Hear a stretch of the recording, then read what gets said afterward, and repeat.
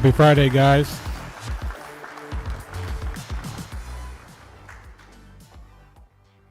Happy Friday to you. How's everybody doing? Today we're going to be doing a little reaction before we get started in the game today.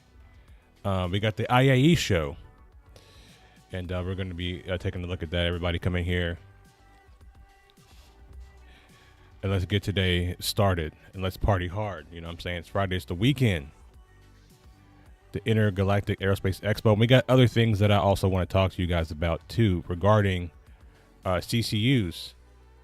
CCUs have been changed, and you no longer have the ability to CCU your ship into a capital ship because they've changed a lot of the CCU ships, a lot of the ships that you were available to CCU to. Which I think is terrible because I do think CCUs is how they made a great deal of their money. A lot of people can't, outright afford to buy ships.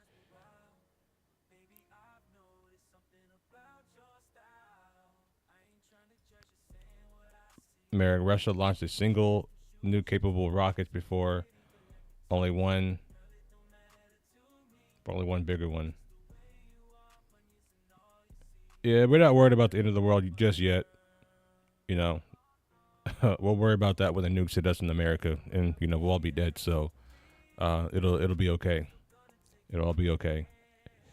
Either we'll be dead, or they'll get shot down, and that's just kind of how I feel about it right now. But let's take a look at this right here. We got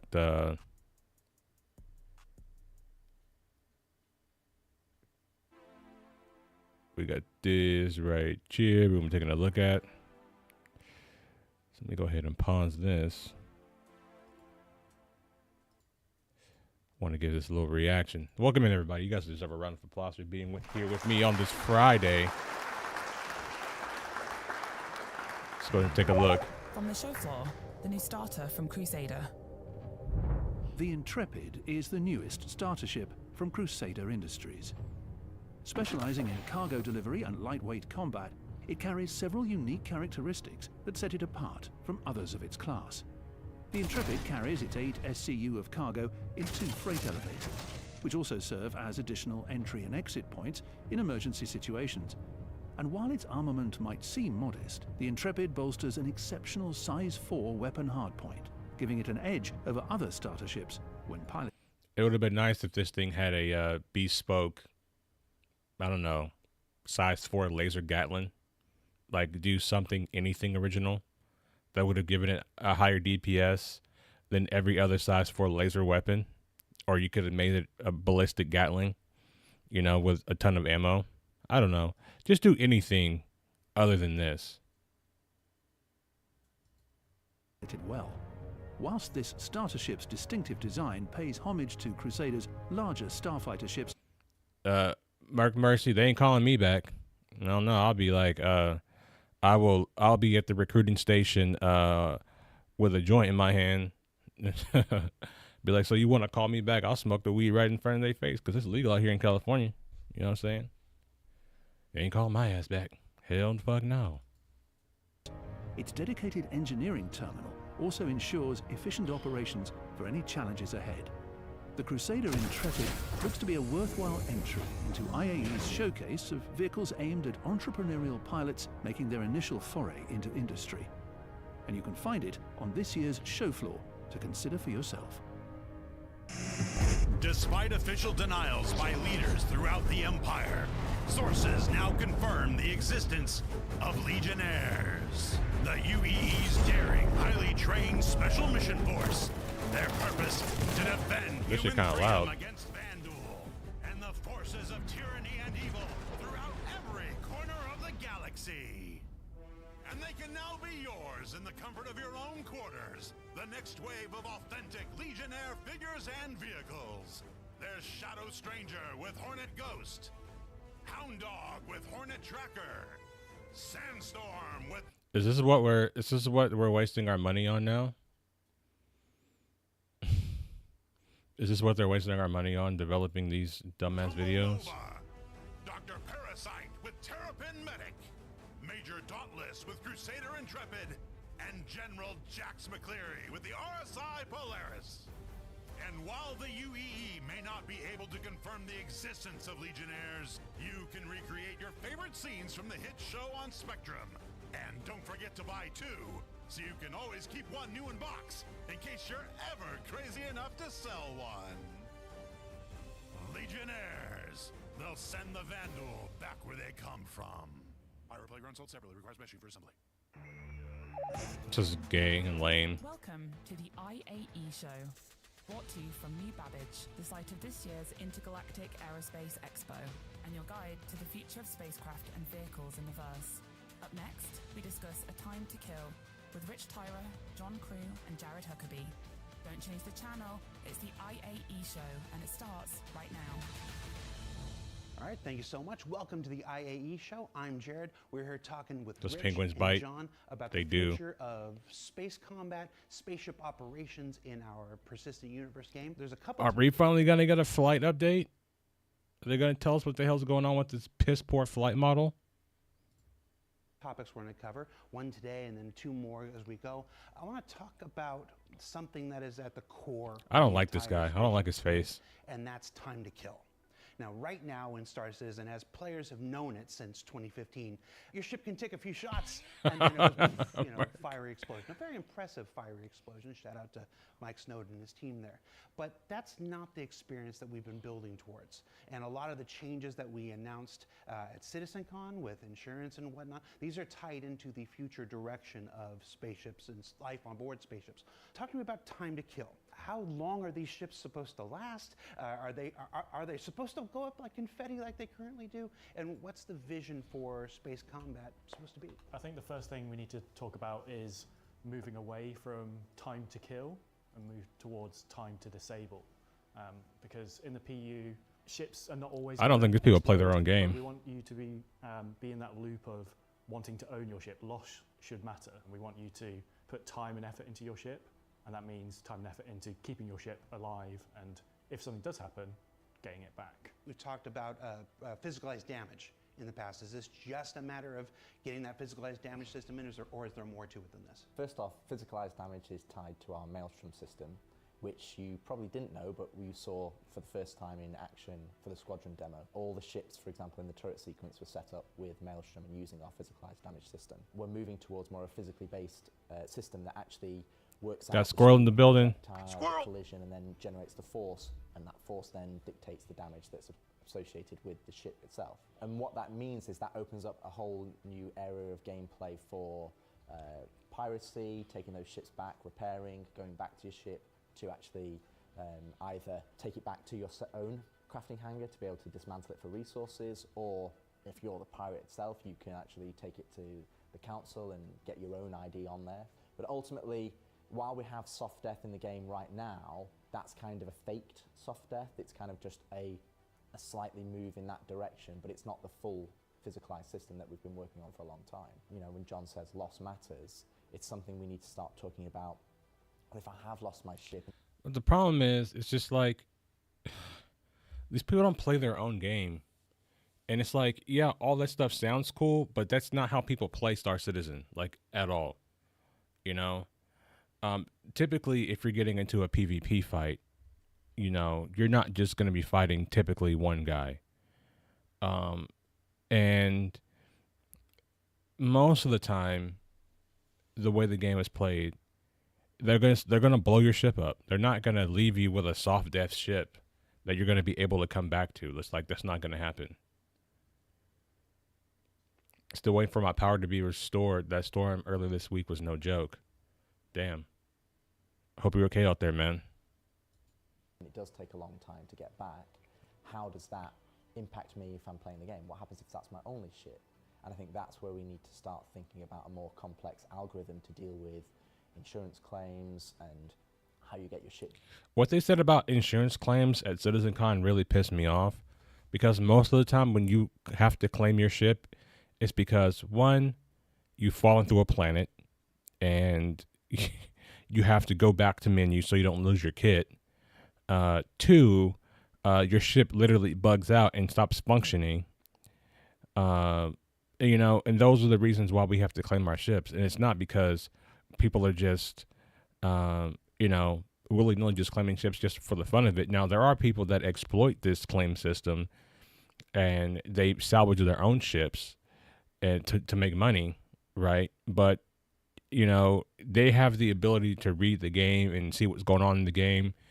And they could punish those people. If the game detects that you're salvaging your own ship, then you shouldn't be able to claim it. And that's an easy way to fix that, right? But other outside of people claiming their ships to, you know, salvage them, most of the time you're claiming your ship because of some fucking bug. And that's just the reality of what happens in this game. And I don't think that they understand that because they don't play this buggy mess. They don't fall through the planets. They don't deal with their ships being in a state that is not functional. They don't deal with that. We deal with that.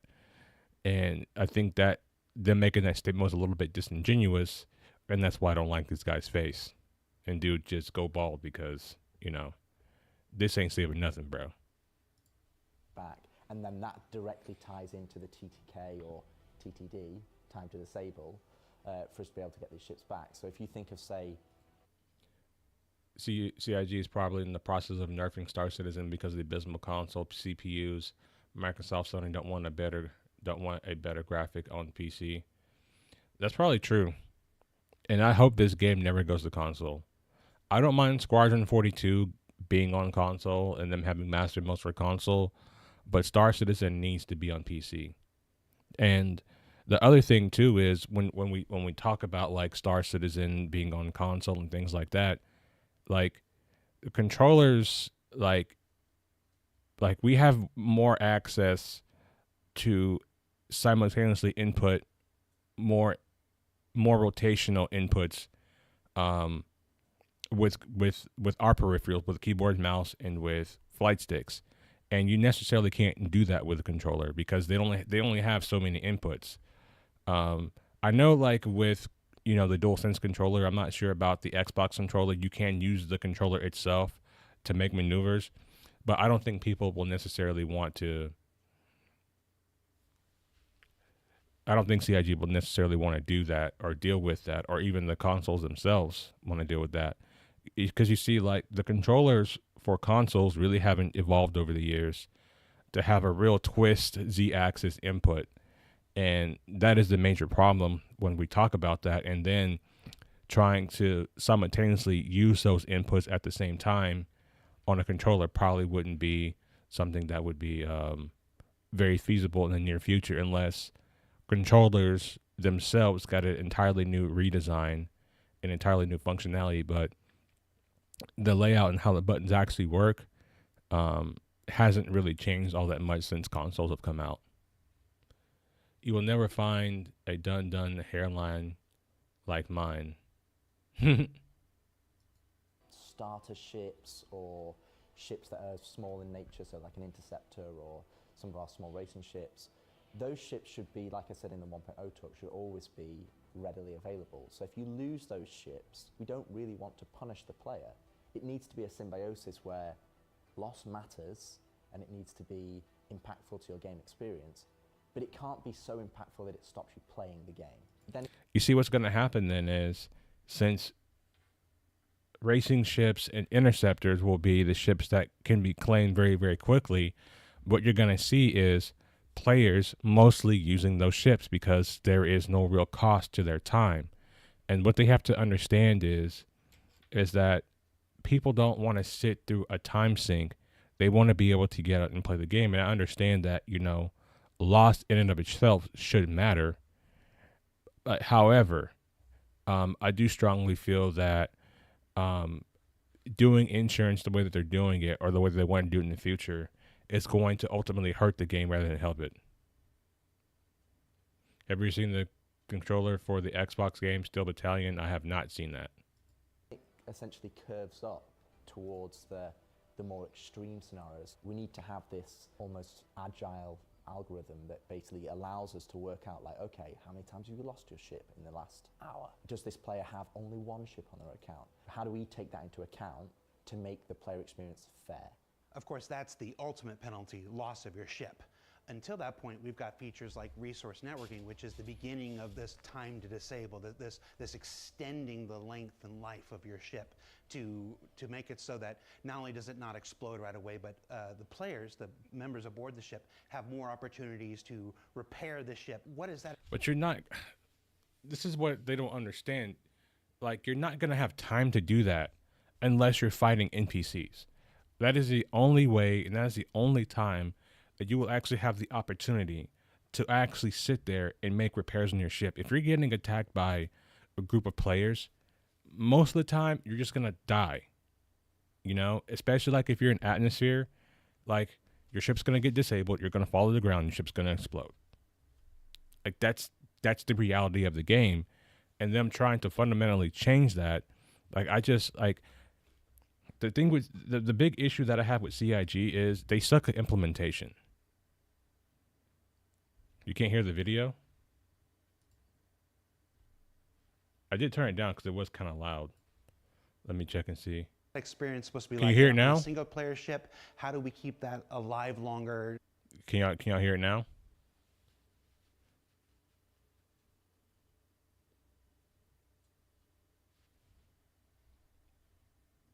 Let me rewind it some. Kind of play this part again. While we have soft death in the game right now, that's kind of a fake. Can y'all hear the video? Soft death. It's kind of just a slightly move in that direction, but it's not the full physicalized system that we've been working on for a long time. You know, when John says loss matters, it's something we need to start talking about. If I have lost my ship and it does take a long time to get back, how does that impact me if I'm playing the game? What happens if that's my only ship? And I think that's where we need to start thinking about a more complex algorithm to deal with insurance claims and how you get your ship back. And then that directly ties into the TTK or TTD, time to disable, for us to be able to get these ships back. So if you think of, say, starter ships or ships that are small in nature, so like an interceptor or some of our small racing ships, those ships should be, like I said in the 1.0 talk, should always be readily available. So if you lose those ships, we don't really want to punish the player. It needs to be a symbiosis where loss matters and it needs to be impactful to your game experience, but it can't be so impactful that it stops you playing the game. Then it essentially curves up towards the more extreme scenarios. We need to have this almost agile algorithm that basically allows us to work out, like, okay, how many times have you lost your ship in the last hour? Does this player have only one ship on their account? How do we take that into account to make the player experience fair? Of course, that's the ultimate penalty, loss of your ship. And like I was saying, like I don't think they play this game.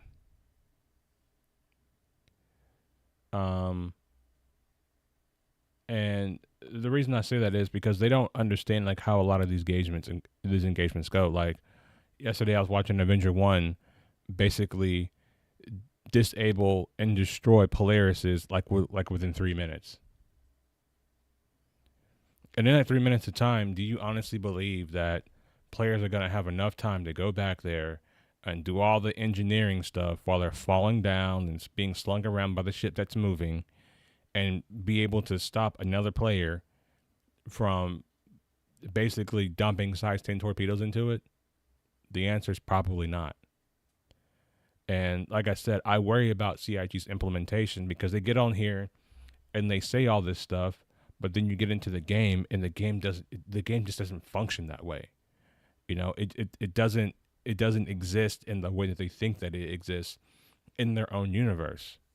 And a lot of the things they do with ships don't make sense. Like the Crusader Intrepid can outturn an F8. Like that should never ever be a thing, but it can, and you can easily kill an F8 with the Intrepid, and you shouldn't be able to do that. It's almost laughable in a way that you can do that. And so I don't think they play their game. Their ships are not balanced. You know,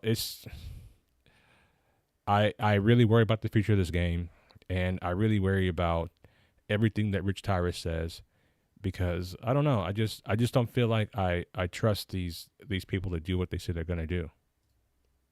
Until that point, we've got features like resource networking, which is the beginning of this time to disable, this extending the length and life of your ship to make it so that not only does it not explode right away, but the players, the members aboard the ship, have more opportunities to repair the ship. What is that experience supposed to be like on a single player ship? How do we keep that alive longer to the larger ones? It's a two-way thing. Obviously, time to kill, time to disable is generally thought about as the aggressor's point of view, but it also matters to the victim of this combat encounter. We can't have it be so quick that you have no chance to do anything about that. So with physical damage and resource network, it moves it away from being a just sort of race to zero on the health. Items will start malfunctioning, forcing that person to make a decision of, am I going to flee? Am I going to... If your ship starts malfunctioning in a fight, in a real fight where there's multiple players around, you're going to die.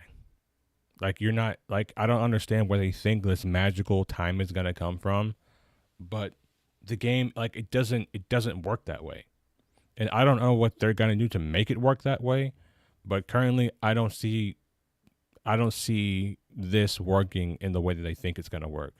I think it's going to play out very, very differently, because ultimately, because this is a game and not life, people are going to find the most effective way to win. And that's any game that you play. People are going to do what works. So if it's more feasible for them to just try and destroy your ship and not allow you to repair it, that's what they're going to do. Like, no matter what. So this idea that you're going to be and let me be very clear about something, right? The fact that the MFDs are so terrible, okay? The MFDs are so bad.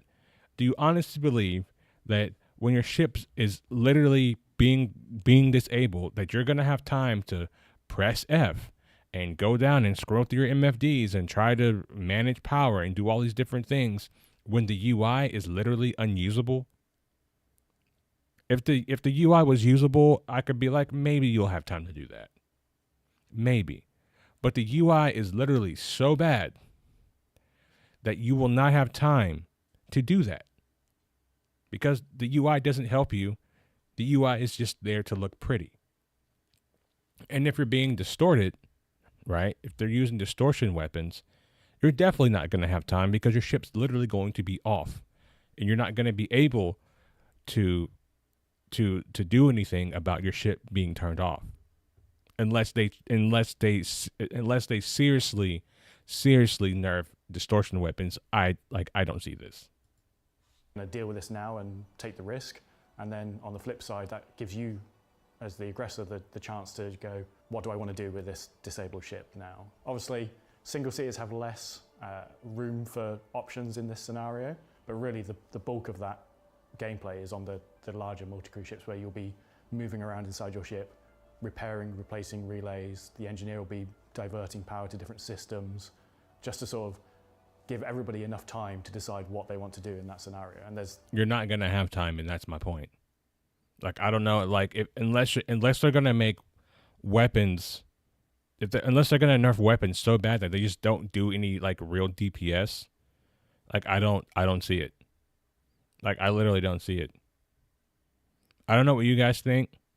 You know, I know over here on this side of the Star Citizen, spectrum, we try to keep it real. And, like, I watch a lot of PvP content. I participate in a lot of PvP. And it's really easy to kill ships. So unless they're going to nerf weapons, or they're just going to make armor so strong that you can't kill a multi-crew ship, then, like, what's the point in playing? You know what I mean? Because distortion is the current way to kill capital ships. You focus on a shield face, you bring that shield face down, you start shooting that big ship with distortion weapons, like i.e. the Polaris and the 890, the big ships that have the PDSs. And you essentially, once that's disabled, it's not going to be able to use its PDSs to defend itself. So then you bring in the torpedoes to finish the job. And I like how that functions, but understand, if you're on the receiving end of that, there's nothing you can do. And with the Polaris having so many effing doors that you have to go through, You're going to have to go through this door. You're going to have to go through that door. You're going to have to go through that door. And getting to your components to try to pull out the distortion damage from your power plants and things like that, it's going to take you a long time. There's so many different scenarios that can be done. It sounds like we're building a progression here. Are the larger ships intended to last longer? They have more lifespan. There's more that you can do to keep them alive. Am I sensing this right? Is there a progression here? Absolutely. I mean, ultimately, we want you to progress in the game and build your fleet, whether that's solo or with a group. You need to be able to have some level of understanding that you're not going to lose it straight away. And the other aspect that I think is really important to see about in terms of when you say progression, it's not just progression for the TTK or TTD for across the entire spectrum of the game, or the progression for the player, the victim or the defender, or versus the attacker. When your ship is disabled, there's no way to bring that back. When we have the proper version where your ship components are gone and utilizing the physicalized damage, you can bring that ship back. And that's the huge difference. And that opens up this entire gameplay loop where you have towing and repair, and maybe somebody can repair it for you. And that's what, they've opened a nearby shop, so they're a repair shop and they give you good chances to repair versus cheaper prices than taking it to an LZ or a space station. So I think when we talk about progression, especially from my perspective, I want to see progression across all the professions. And hopefully people start to see, and it's the reason why we wanted to talk about 1.0, people start to see how all these things connect together. There's a reason why we did all these things over the last 2. I don't mean to be a negative Nancy, but all this stuff's not going to connect well. It's not going to mesh well if you want to use that kind of sense, because I don't believe that every player in the game is there to help you. I don't know if they're trying to build a bigger and softer universe, but I just don't believe that. And you would basically only have to rely on people in your own org to come help you out. Relying on some stranger in the game to come help you out, I don't think so, especially if you have a ship hull that they want, and there's other things too, like, they would have to have the materials necessary. They would have to have the power plant and all these, all these other things readily available. And we know like how the desync is and how the tractor beams don't always work. And, right now the SRV can't tow any big ships in atmosphere, and the tractor beam's not strong enough. So it's just like, yeah, you're saying all this, but when we go into like what we actually have now, we see that it's in a state of not functioning. Like it doesn't work well with anything. So you use my resources and I make less for it. Who would use the iron to repair for dirt cheap when you could sell it for more? Exactly. You know what I mean? So what's gonna happen if they leave it like this, right? And let's just say someone's ship gets disabled and they're stranded and they call someone to repair them. That hole is probably going to be more valuable as its own resource, like to munch it and resell it and make it into its raw materials, than it would be to repair it. So you're going to have people that show up, kill you, take your hole, and go and salvage it into something else, or they keep it and repair it and make it into something that they want to keep for themselves. That's what's going to happen. And here's the other thing too. Let's just say you get your repair hold back to a space station, right? Will you be able to then store your ship in a destroyed state and have that persist, and then you work on repairing it in like your persistent hangar? So all of these things, there's a lot of nuances here, and a lot of these things need to be, correctly fleshed out before the player gets them. Because, when we get it in our hands, it's very different from how CIG like explains it or intends for it to function.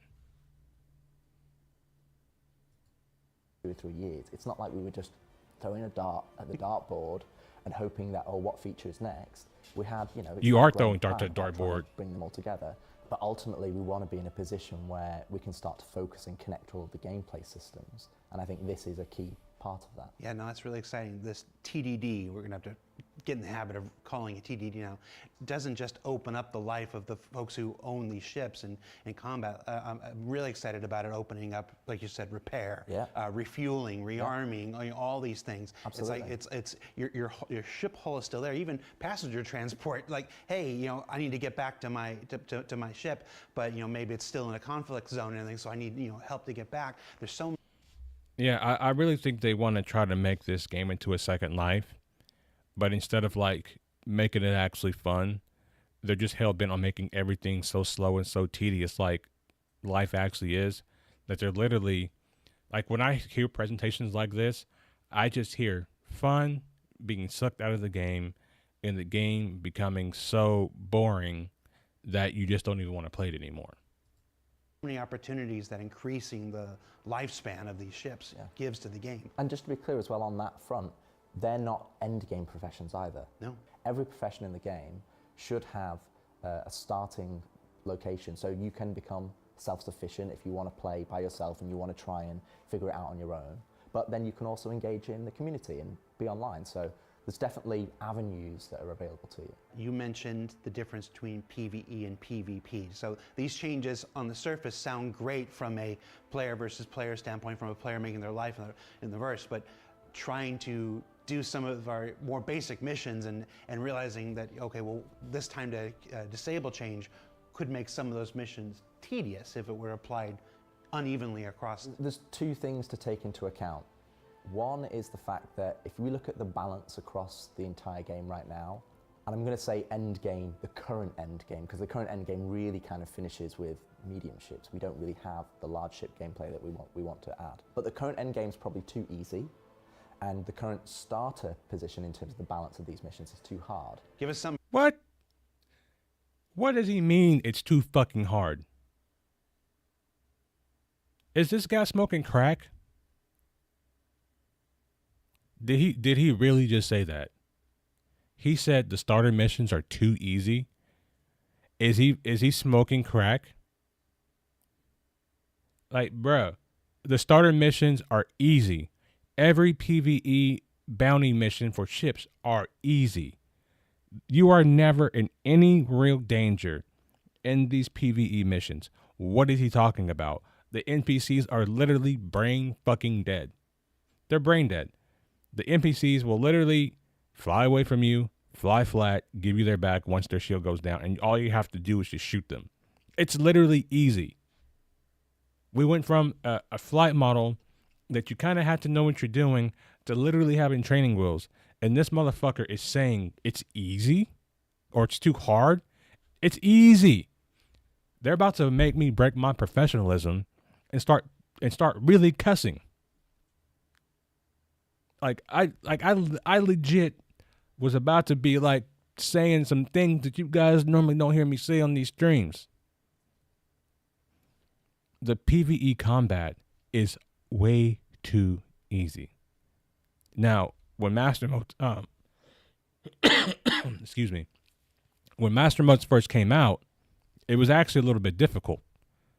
And then they scaled it back because everybody was dying in Master Modes. Because what would happen is you would show up to a place and you would start doing your bounty mission, and then, you're just getting fucking hammered by other ships because you had nowhere to move.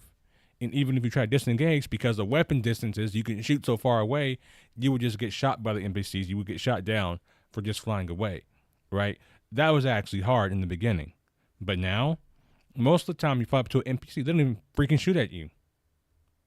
Even if you're on a server with good server FPS, most of the times they're just flying. I don't know, man. This is the craziest fucking thing I've heard all fucking day. For the PvEers. And the second thing was for PvP and PvE. So you kind of have this opposite end of the spectrum. You have this end of the spectrum, which is PvE side, where we want you to be the hero. And in that scenario, while we want to have... Why can't I be the villain? Why can't I be a PvE villain? I can't be a bad guy? Where's my freedom to choose my own path in the game?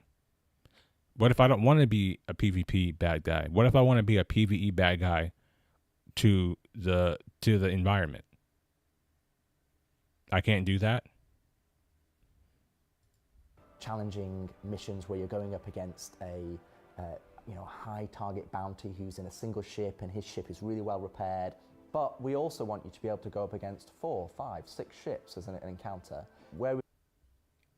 They have up to difficulty in the event already. I've completed one in a Fury, tried again last night in F7 and needed to back up. The Protect ship was getting slaughtered in 3 minutes. Well, that's not because they were up to difficulty. That is because the way the NPCs function in the game. You see, the NPCs, they don't have to deal with the same things that we have to deal with in terms of like using our ships. They don't have to reload, and they have infinite ballistics. So if you get the unfortunate loadout or the unfortunate NPCs that are loaded out with ballistics, they're normally going to die very, very quickly. It's because they just sit there and the ship's disabled. And then you still, like, when you get to that location, there's still time for you to fly from where you quantum into and where the actual ship is. It's usually about 10 kilometers. And even with master modes, even with nav mode, trying to nav over to that point, it still takes you a second. But usually by the time you get there, the ship's already down to like 70% because you have to essentially slow fly there instead of them dropping you in. Like the previous, how the server speakings used to work, they used to drop you like right in, like really, really close to the ship that you had to protect. And then the NPCs would come from a different direction and they would be flying towards the ship. But they've changed to where as soon as you drop in to the mission, the NPCs are already on top of the ship. They already have it tackled. And that is the big issue. So, and that's also the big difference. And also the thing is too, is like, they have infinite ballistics. They don't have to reload, and they can just literally just sit there and shoot a ship that's not moving. So, that's not them making it harder. That's just bad game design, you know.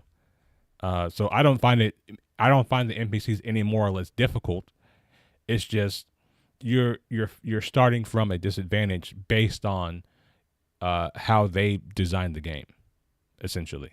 We're going to start balancing that aspect is that those ships will probably be owned by bandits or pirates, and they'll be less well repaired, so they will be easier to kill or easier to disable. So if you talk about the PvE side, I think more ships will end up going critical and blowing up, so that you're not left with just these 5 ships. And it's also part of the economy balance that we don't want you to just constantly be collecting ships, but ultimately we'll have that. We will balance it. Those big heroic experiences. No, in the case because that American Starbunny there and 3 missed cargo ships on the Protect mission, TTK was high on those ships. Yeah, so they do things like that. They essentially make them, like sponges as well.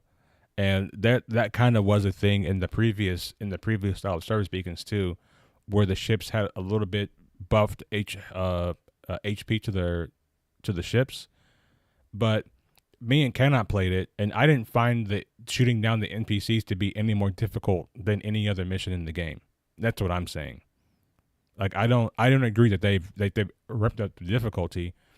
I just think that in terms of how the game actually functions, that's more of an issue than the NPCs, because they're still kind of all brain dead, and they're kind of very easy to shoot down if you have the right ship. Where you feel like a badass killing. Destroy, what You don't up? want to be fighting the same 5 things for an hour. Right. Exactly. Disabling them all one. You want them all to go. And then on the PvP side, we want to make sure that, well, even if you're in a starter ship and you're in a starter ship and we go and fight each other, or I'm in a medium ship and you're in a medium ship, we don't want to be in a position where 5 seconds is This game too But easy. My ultimately, account I says think I've you're already gonna get beaten it. greater True. enjoyment if you had to work for it and you had to have some level of challenge.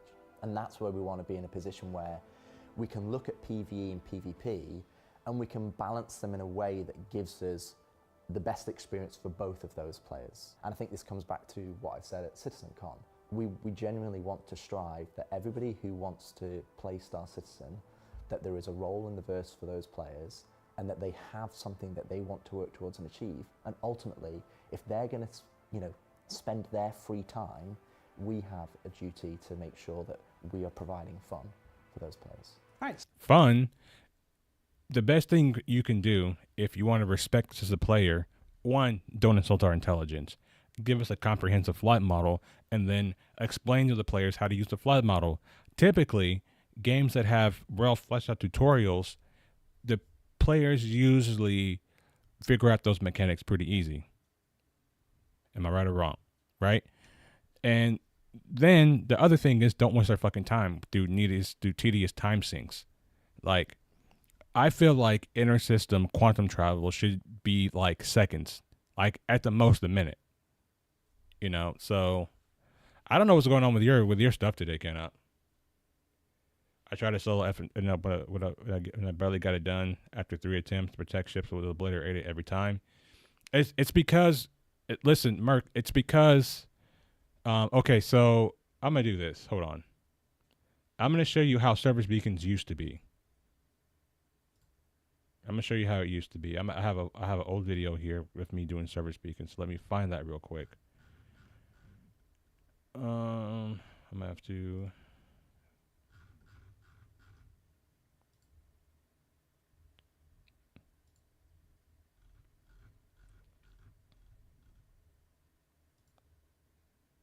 And this is an old video. It's way back here.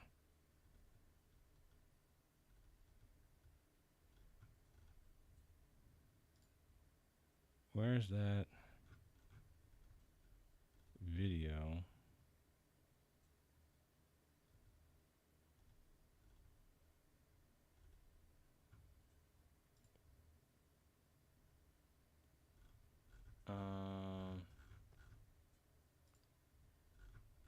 Where's that F7 video at?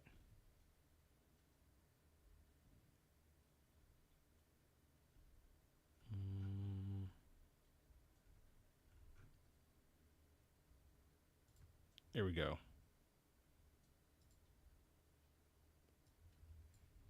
I'm going to show you how this used to be, right? Hello, Star Citizens, and welcome into another video. I do apologize about... So I'm going to show you how the service beacons used to be. This is how they used to operate, right? You would go to the service beacon.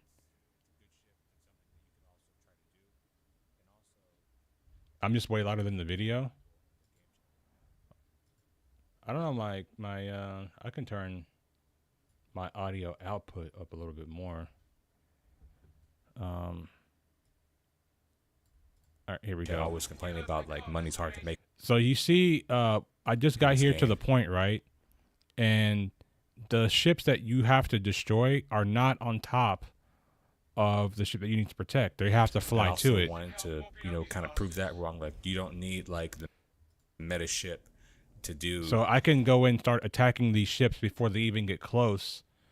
Before they even get close to the ship that I need to protect. To really do anything. The new service beacon is not like that. Just get good at the game. The new service beacon is, once you get there, these ships would already be attacking the ship, thus making it a little bit more difficult because this ship's already losing HP, and these ships, they have infinite ballistics. They have infinite capacitor charge. So they're shooting and destroying the ship. And to me, that doesn't make it harder. To me, that's just poor game design. That's what I'm saying. I don't find it to be very difficult. I just find it to be annoying that you drop me in so far away. And you see here, once I quantum in here, I'm only 2,000 meters away from this ship.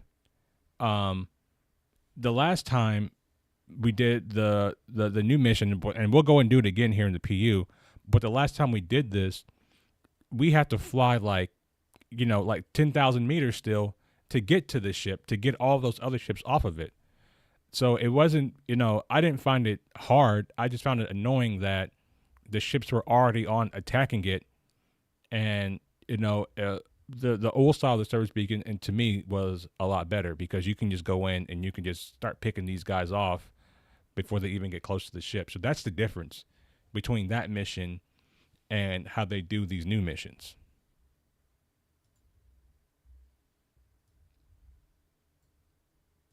Get rid of that. So thank you guys so much. That's time to kill her. Time to disable, new term for the lexicon. Up next, we're going to ask John Crew to take us on a photographic tour of his 4 dogs. It's 2 Spaniels and 2 Labradors. Stay tuned. Nobody gives a fuck about his dogs. You thought you had the whole story. Yeah, that's how the new missions work. And I'm saying they weren't always like that. And because they weren't always like that, and because of how the NPCs actually function in the game in terms of like ship combat, well, the ground NPCs, the FPS NPCs are really no different. They typically have the same kind of thing, infinite ballistics, and they don't have to reload. But because of how they actually function in the game, you pretty much are at a disadvantage when you're starting that mission, because you still have to close the distance to those targets instead of them having to fly to the target still, and you can like intercept them pretty much and pick them off and shoot them down before they even get close. But there's still a lot you don't know.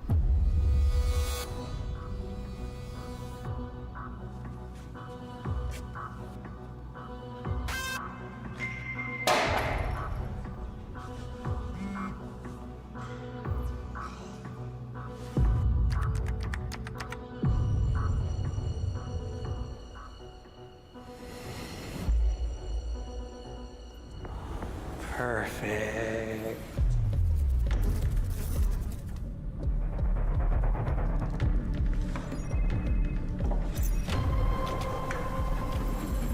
Mark Avon is the bug maker.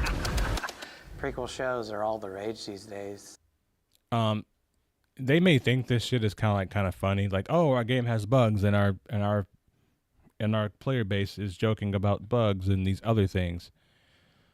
We're actually tired of the fucking bugs. We're tired of working around the bugs. So the fact that you are doing it like this just lets me know that you have no concept of you have no concept of how your player base actually feels. They may think this shit is kind of funny, but this shit is actually kind of cringe. Bug makers. It's easier than the show about fixing them ever was. Welcome everybody to the return of Quantum Questions, where we take a CIG We're not gonna developer, get the put rest them of on the the hot video? seat, and make them answer as many questions in under 2 minutes as they can. Joining us on the show this week is Right, but in addition to that, attacking ships were still a Mercury Star Runner, 3 Freelancer Max, and a fighter escorts. These ships have an insane amount of hit points. Yeah, like I understand what you're saying, but to me that doesn't make them harder. Like they're not making any movements that would let you not shoot them. They're just bullet sponges, and that's not making it harder. That's just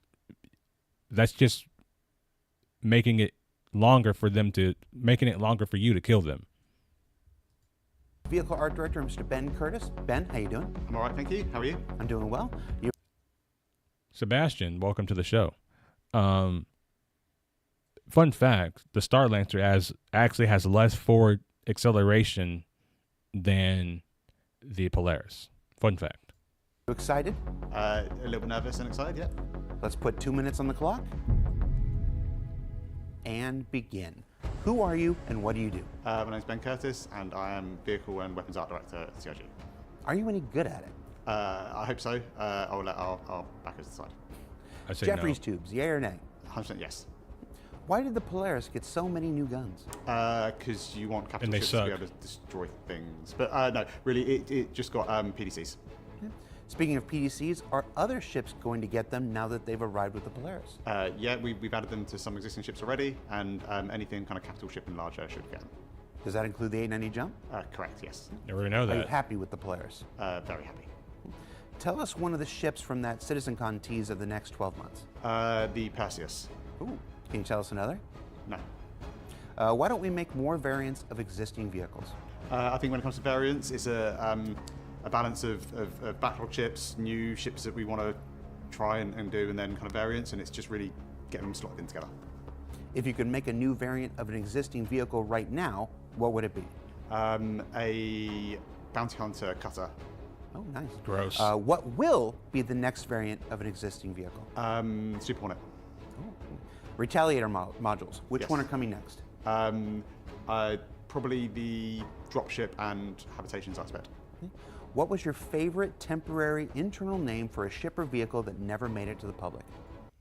That are actually engaging the players to try to stay out of firing arcs. Well, that would be impossible with master modes. Like you don't have enough side or up acceleration or on your strafes to stay out of a firing arc. Like there's just no way you can do it. The only way that you can stay out of a firing arc is jousting through, and that's what everything turns into. These big jousts. We've come up with a code name, and all I'll say is you've got to catch them all. Yeah. Will the Connie get a Mark V after seeing how cool the Zeus is? Probably not a Mark V, but it will get an update. Kind of needs an update. Okay. Bad. Caterpillar modules. Give us something tangible. What are we thinking? I think we've obviously got cargo at the moment. I think there's lots of opportunities. We could do exotic cargo. We could do. I know everyone wants a mini carrier or that sort of mini ship. No character just yet. Med base. Lots of opportunities. Okay. Carrick blast shields? Yes. Oh, there we go. In 4.0. 4.0. There you go. Destroy. Finally. Carrick cargo doors? In 4.0. Oh, I'm going to try to squeeze one more in. What is the next manufacturer to get a focus after everyone frees up from the Polaris? We're still on RSI, but we're also pushing on to larger MISC ships and Drake ships. And what's the deal with the long dash of the Star-Lancer? So they said Drake, Misk, and who else? Manufacturer to get a focus after everyone frees up from the Polaris. We're still on RSI, but we're also pushing on to larger MISC ships and Drake ships. Misk and Drake. So Odyssey coming soon? Will the Carrick receive the modules later, or will it leave a permanent load module? It'll probably be a permanent load module. That's what I would expect. A permanent load module. And what's the deal with the long dash of the Star-Lancer? It's a subjective choice, and I thought it was really cool, and some people don't. All right, let's find out how you did. And so after part 1, Ben Curtis sets the standard with a whopping 15 questions answered correctly. We'll see if John Crew can best him next time. Hopefully we'll get a fatter Corsair, but with one gun for every person, right? One single main turret that everybody shoots. That you have to go through 13 doors to get through. And then when you have to do engineering, you have to go through 30 doors to get to engineering. Up next, Dan McCabe. Is he really all you need to make every spaceship?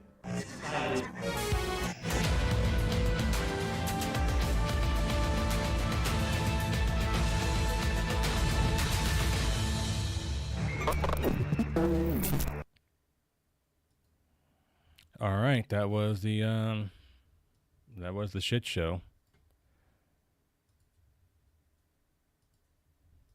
All right, let's hop here into the PU.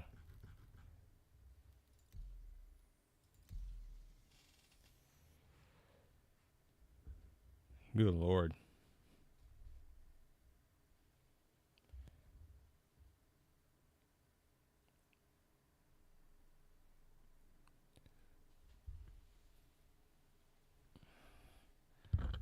Carrick finally get an update, huh? It's about fucking time the Carrick gets an update.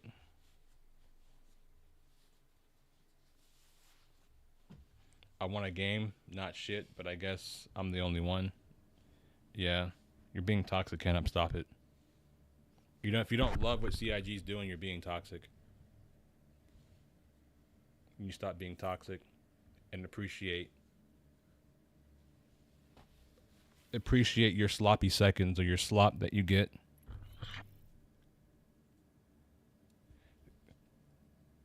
Complete the game. Nah, make new ships. Hell yeah. I mean, that's pretty much, what they're doing.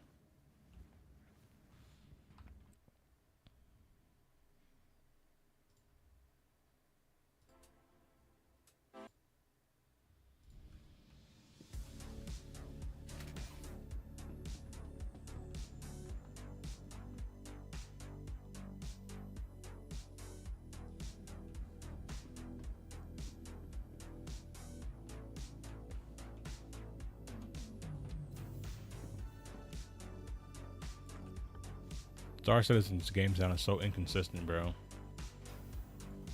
Sometimes things are really loud and sometimes they're not.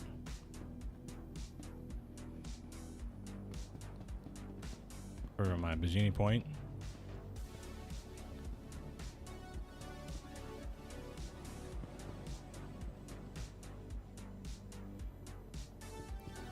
Oh, I was supposed to tell you guys something about CCUs. Welcome to the ASOP vehicle retrieval system. Essentially, the skinny is that they've changed how CCUs work. So, oh, they gave me an Intrepid. Gross. At least I didn't have to go to the fucking store to get it.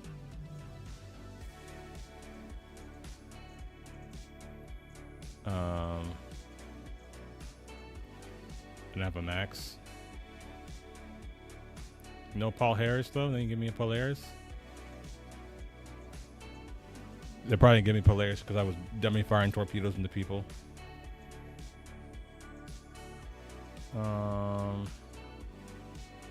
Shit, what am I trying to get? I'm trying to get my F8. Your insurance claim has been sent.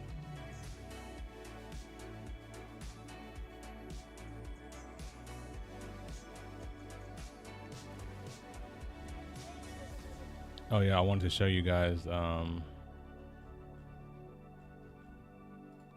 to show you guys. Let me bring this up real quick. And I wanted to wait because I wanted to wait on this.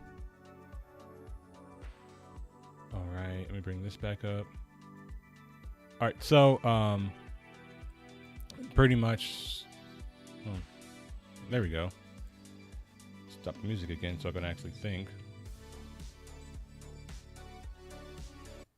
So you guys remember how before, during these like ship sales and ship events, that you could pretty much go through here and pick, you know, lesser ships, upgrade to newer ones. Well, they've changed a lot, and you can't really upgrade from and I'll show you the one that I bought beforehand as well. So the Carrack, right? See, the Carrack can only be upgraded into the Hammerhead and the A2. That's as high as you can go with these ships now. And you know, this was a way that people actually saved money, you know, in getting the ships that they actually wanted to get in the game. And you can't do that anymore. You can't go from a Carrack to like any capital ship anymore, I don't think. But let me see if you can actually use.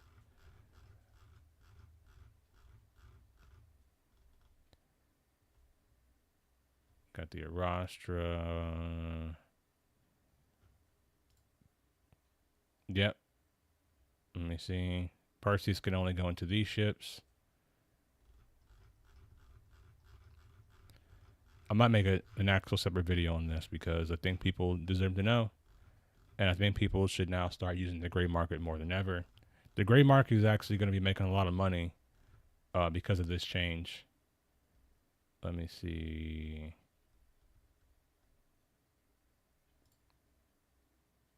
There's no upgrades available for the 890.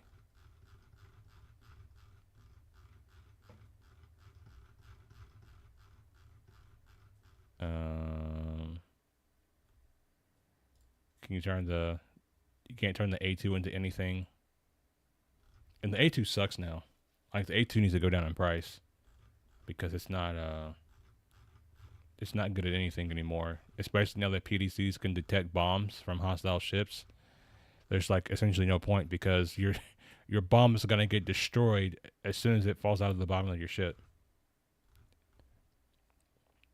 The Orion can only go into the Hammerhead, and the Hammerhead and the A2 are the highest ships that you can CCU to now. So I would urge everybody to keep that in mind as you if you're trying to you know, buy ship with your own money, I would encourage everybody to look into the gray market as much as they can.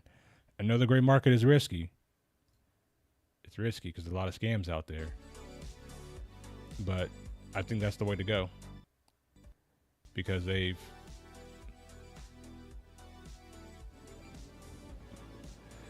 Yeah, you're right about that, Canop. You're right. Where am I? Is this Art Court or am I above Hurston? What planet is that? I suppose I can just look at my map. Yeah, I'm near Art Court.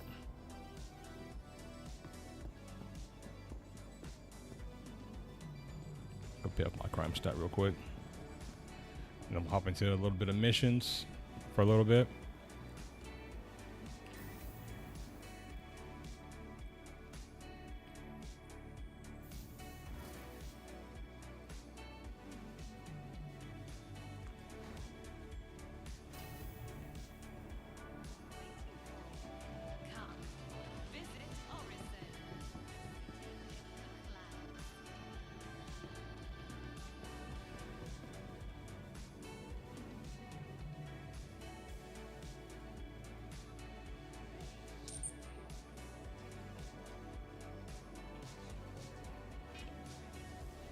I need to start surrendering when I get off work. Mesa! Oh boy, here goes my 2-week vacation from SC, right?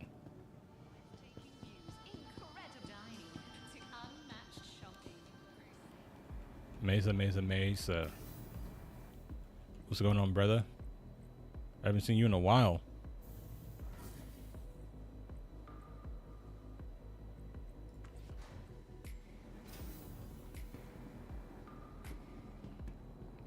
Yeah, $80 for a starship's insane. The Crusader Intrepid's way too fucking expensive. And it's not better than the Titan. The Titan's like way better. Welcome to the ASOP Vehicle Retrieval System. Yeah, man. Yeah, we do got to play soon. For sure. For sure.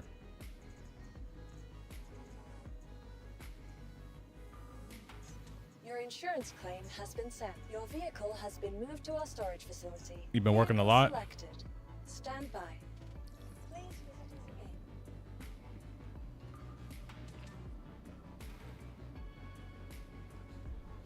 We just went over the new CCU chain right before you came in, man. The highest ship you can CCU to now is a Hammerhead and a A2. You can't go beyond that.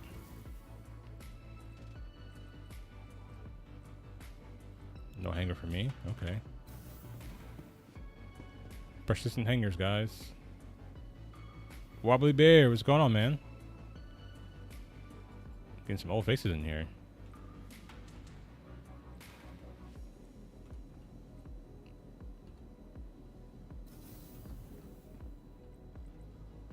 Oh my god, why do I not have a fucking hanger?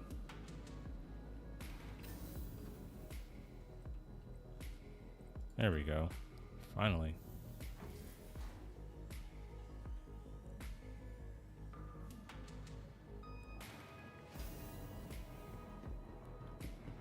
The Nautilus? I don't remember.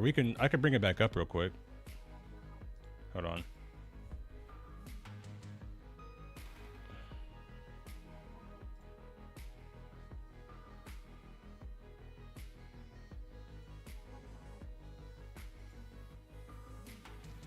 It's probably a good thing though that they've changed the way that ship upgrades work so people can not spend their money. Let me see. Nautilus.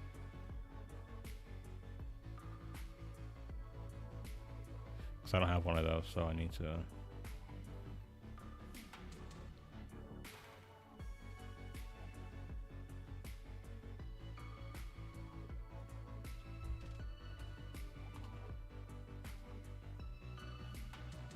Nautilus is 725, but you can't upgrade to it, at least not yet. So let's just say, because it's in that $700 range, let me just get something that can be upgraded into something to $700. Let me just pick the M2. The M2 can only see, you can only turn into these ships So they've heavily restricted the they've heavily restricted the way that you can upgrade your ships. It's no longer how it used to be. Now, what I did earlier this year is I got the Carrack to Perseus CCU, and I need to upgrade into a Carrack, and I can no longer do that. So my plan was, to eventually CCU this into a Carrack, right? And I can't, because the Carrack's no longer on the list. The Carrack's off the CCU list. So either I have to get a Carrack off the gray market, or I have to buy a Carrack full price and upgrade that into a CCU, unless somebody has a Carrack they want to gift to me,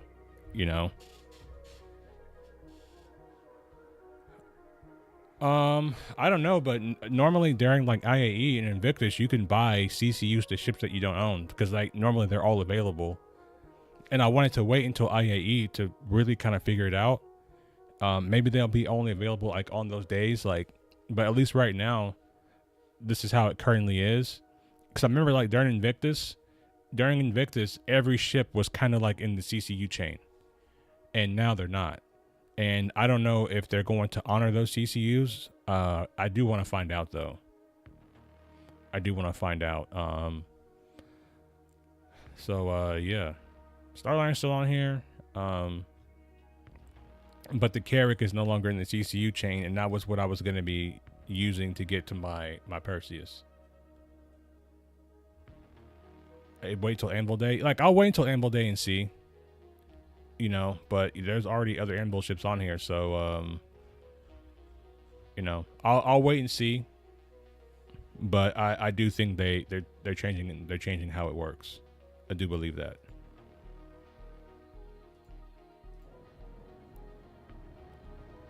Yeah, the F8. I regret voting for the F8 because all I wanted for the F8 was a cool skin. Like, that's legit. Like, all I wanted for this ship was to have a different skin other than what we have now, and it's made this entire new fucking debacle with the ship, and it's Anvil Aerospace. All systems online. I'm not gonna be changing my F8 until a best in show F8. Like, I'm never. No, the best in show paint is ugly as fuck. It's gay, and I don't want it.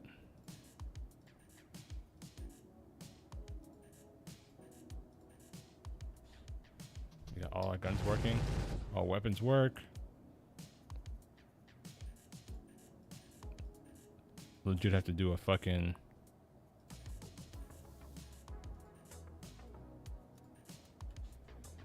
missile mode.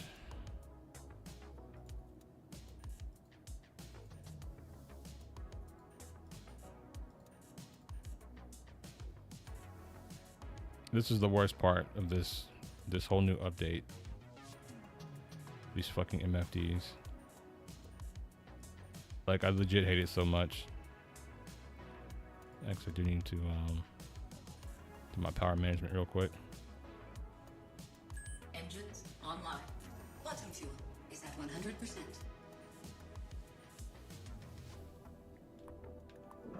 Shields offline.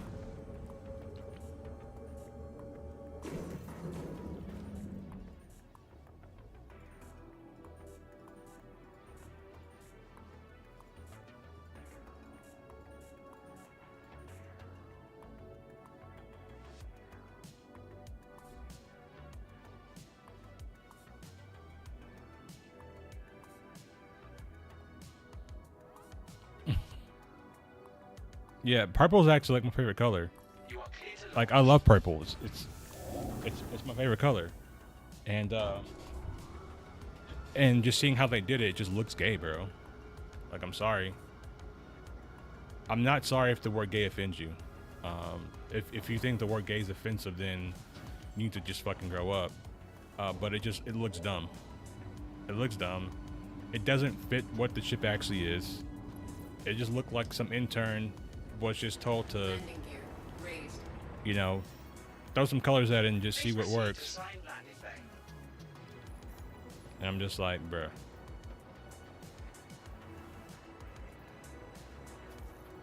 Please don't be a fucking Microtech. Oh my god.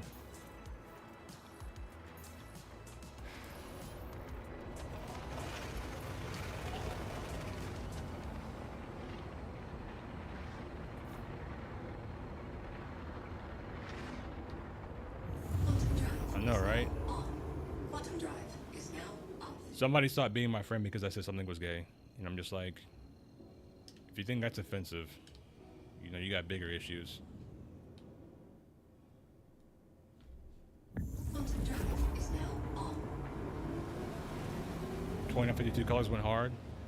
Yeah, I also know like why they just can't make like a different paint. Like if they made a different paint for the F8, like I would legit like I have a little bit of store credit. Like I would literally use my store credit to buy new paint for the F8. And you don't have to make it. Like give us like the same paint, the ironclad or the iron scale paint that's for the F7. Like give us that same paint scheme for the F8 and I legit would be pleased with that. But no, they want to make these gay purple paints. I'm just like, they look stupid.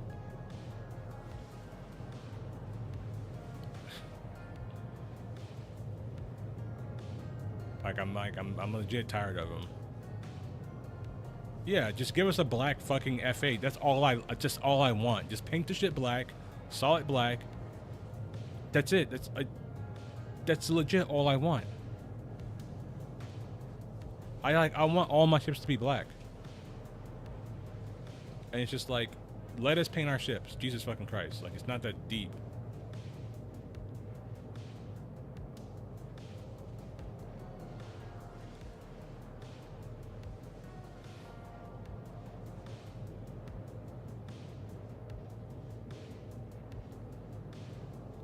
Someone needs to call CAG out for the wokeness, though. I think it's time.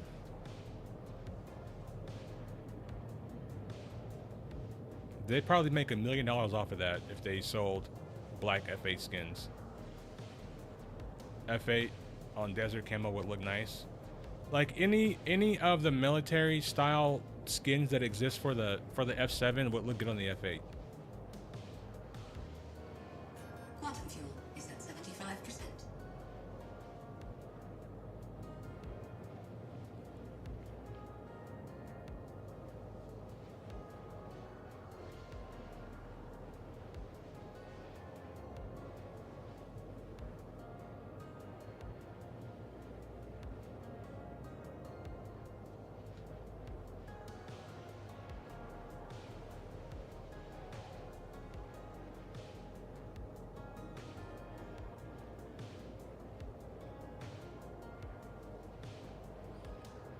Oh my god.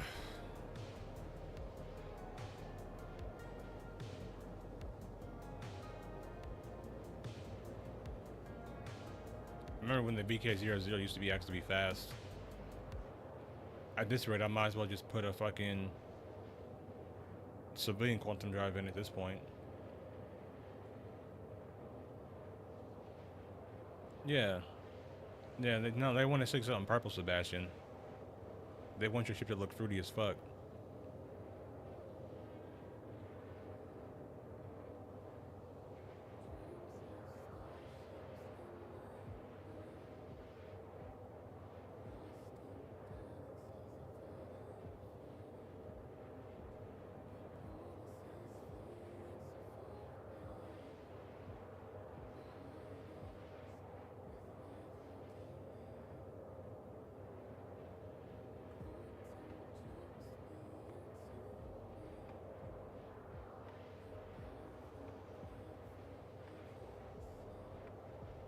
Quantum fuel is at 50%.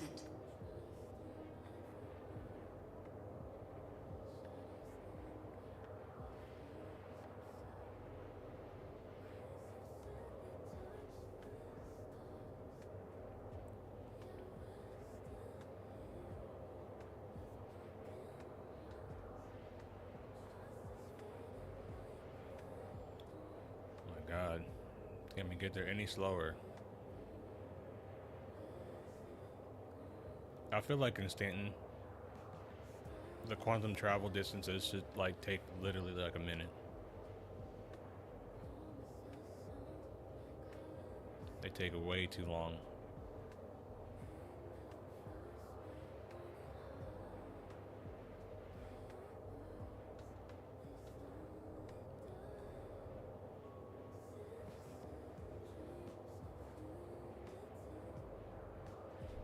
I miss the regular service beacons though. The old service beacons were good. These new ones kind of suck.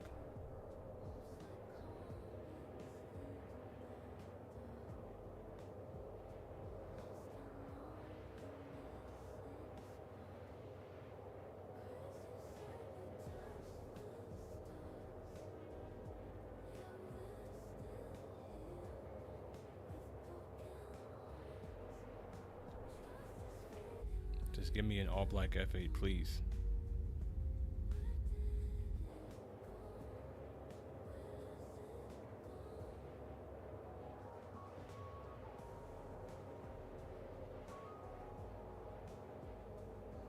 Quantum fuel is at 25%.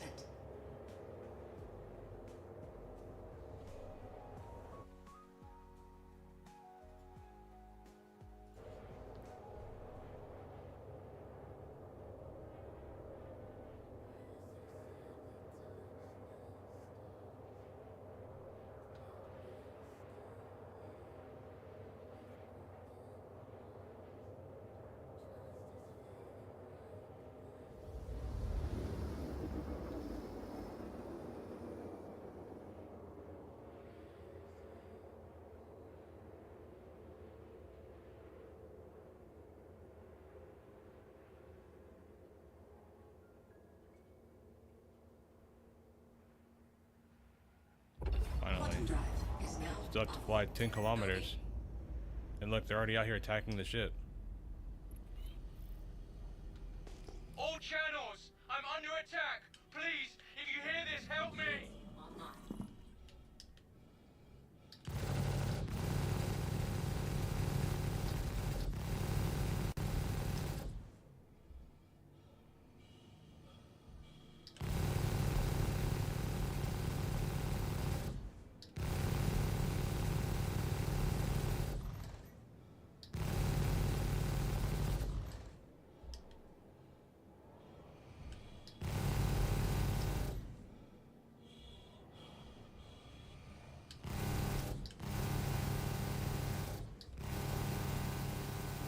Target destroyed.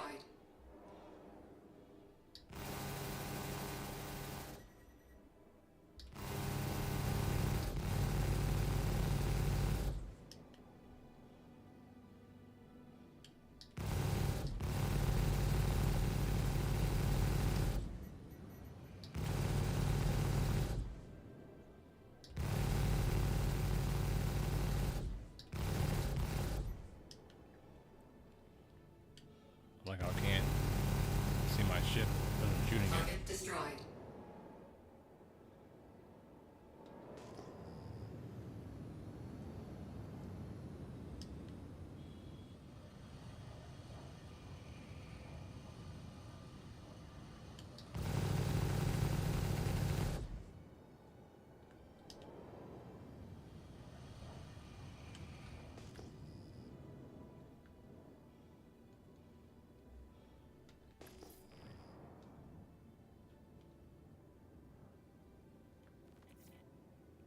Is this mission busted?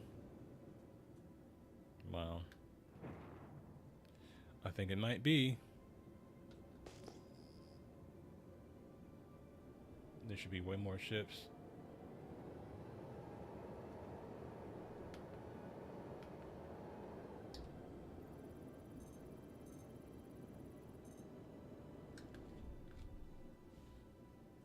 I love having to go and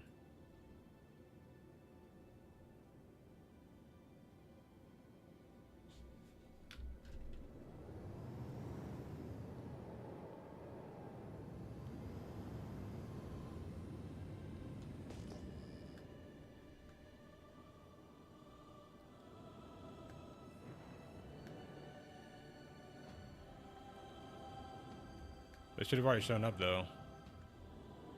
3-4K out and come back.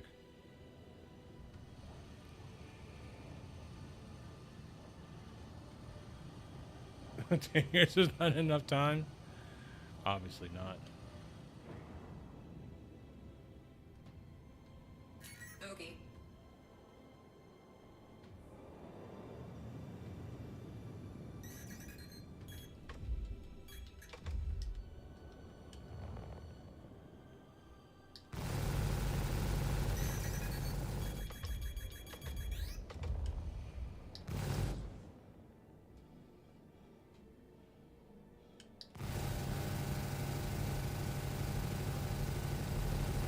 Target destroyed.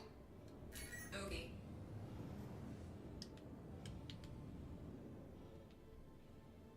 Lock.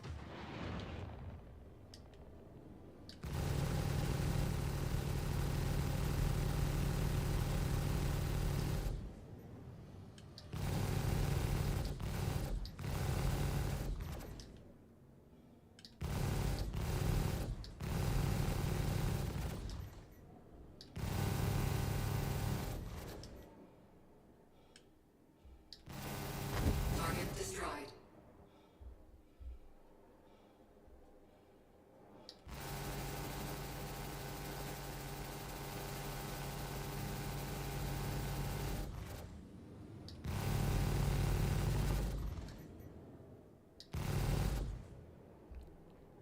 Bogey.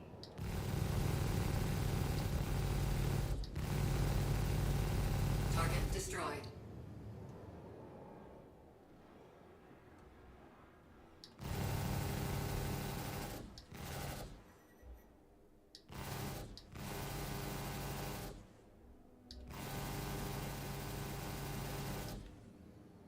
This thing's like DC me as soon as I start shooting at it.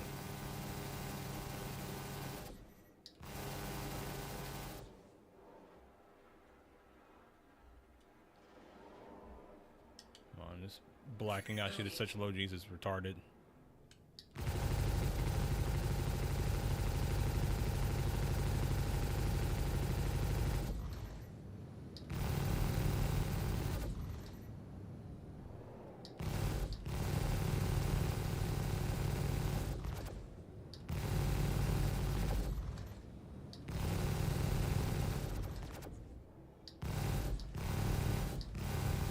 Target destroyed.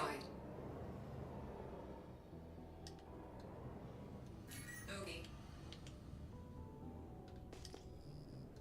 Talking about game, I physically fucking saw the ship.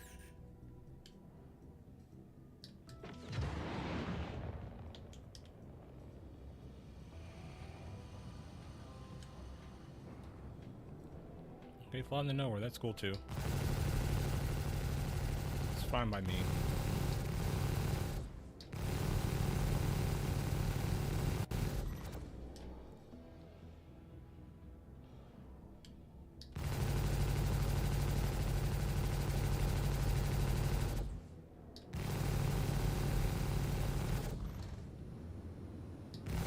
Shields hit.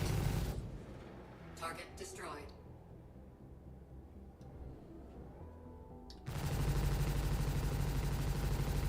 You've got to keep them off us so we can work.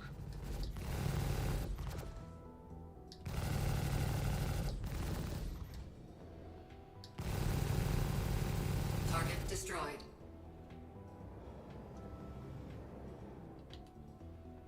Lock.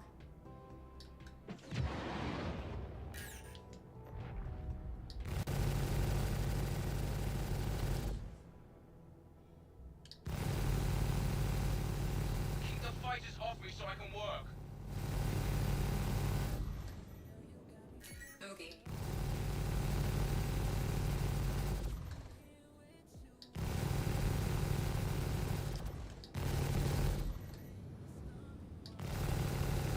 Target destroyed.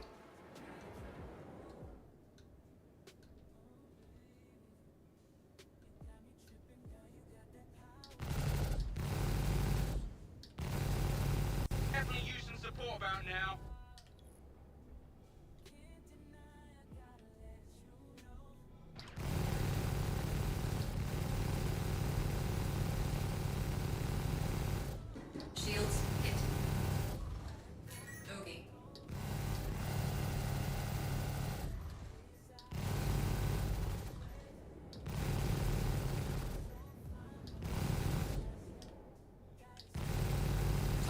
destroyed. I'm gonna use some support about now.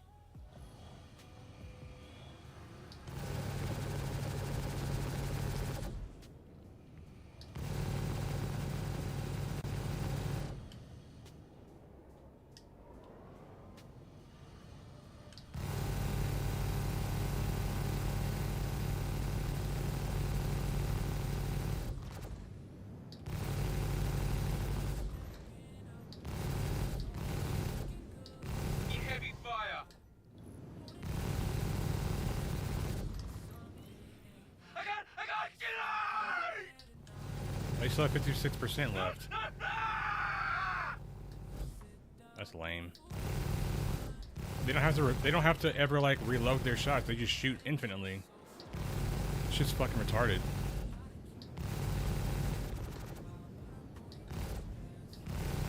But it's not hard. I don't feel like the NPCs are hard to kill.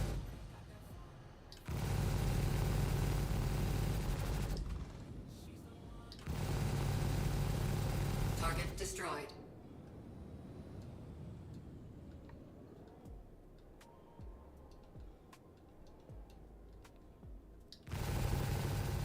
Shields hit. Target destroyed. Bogey.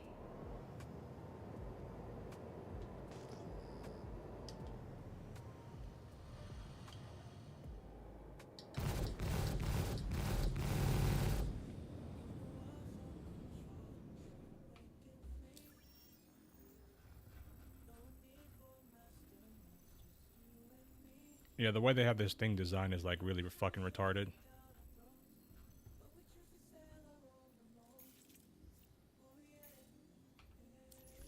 Like I have to fly away and then they get to spawn like right next to the ship. Like that's dumb.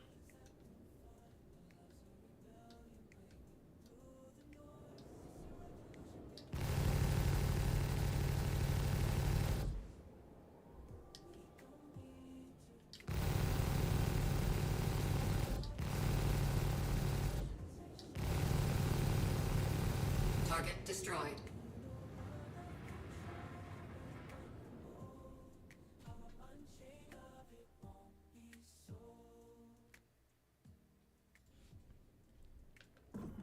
Shields offline.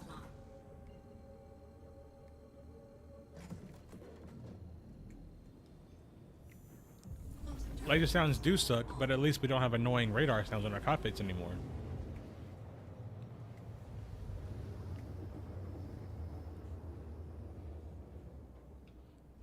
Bottom drive is now off.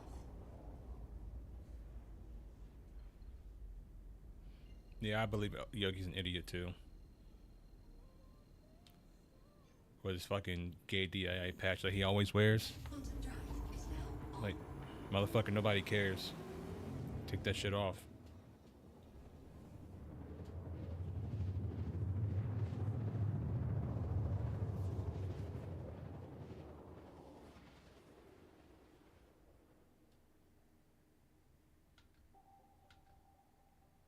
Bottom drive is now off.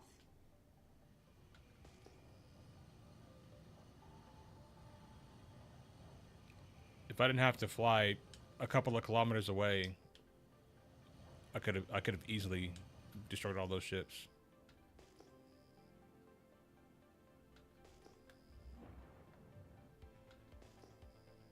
And in the old service beacons, the ships used to fight back. Like these ones just sit there and just take damage. It's a really dumb. Like they just made it stupid, bro. Like I don't have really that much confidence in these people to make anything that remotely feels or plays good, you know.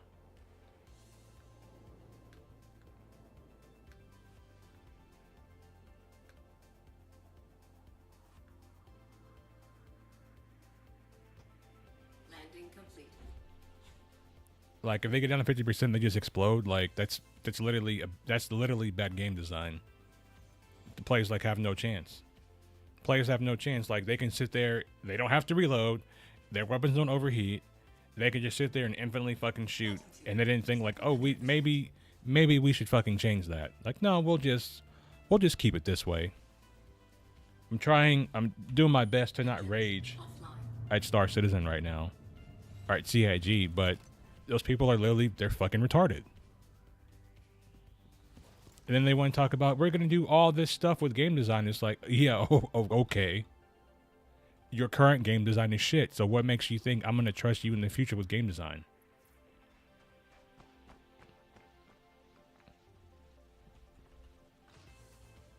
Your game is bad currently. But hey guys, go buy some ships. Go spend $80 on an Intrepid.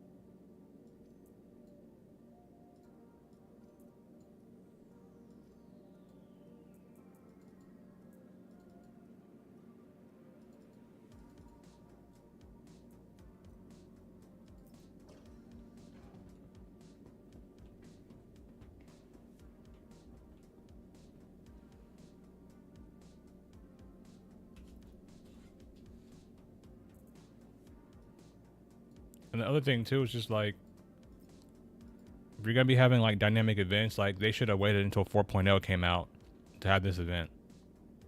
You know, if they would have had this event like after 4.0 came out, you would have enticed more people to come play the game, because we already know the economy is gonna be rough. Like CIG is helping on making this game a long ass fucking grind. It's gonna be hard to make credits, you know, after the wipe. But they've decided to you know, put the helmet on, dude. What are you doing? But they decided to have this event during a time where it doesn't make sense to have an event. You know? Like, doing anything right now in the game just doesn't make sense, because everything's gonna get wiped eventually anyway.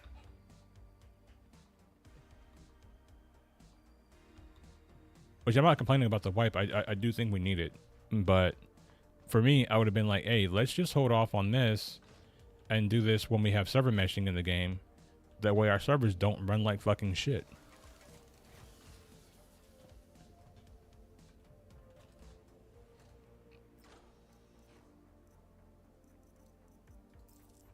Got a sperm suit in there.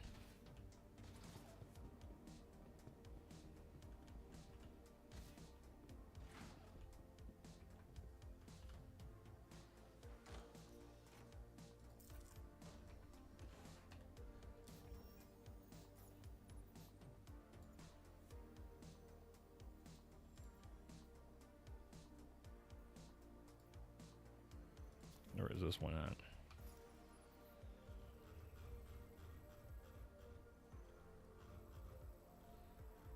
Oh my fucking god, bro.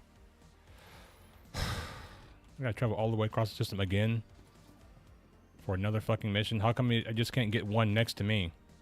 Jesus fucking Christ, dude.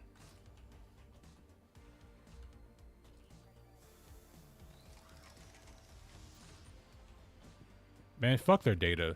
They have enough fucking data to know the game is shit. I'm tired of like they need data excuse. Like they have fucking 12 years of data. How much more data do you fucking need at this point?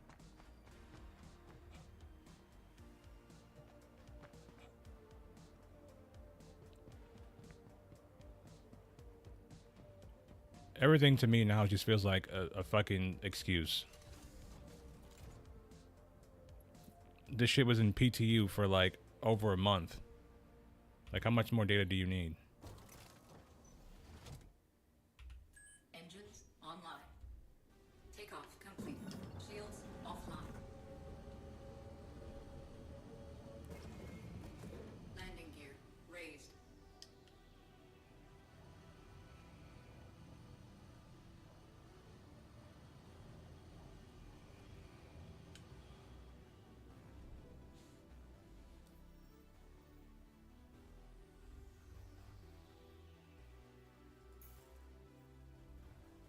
my god, why are these fucking icons bigger than the fucking planet?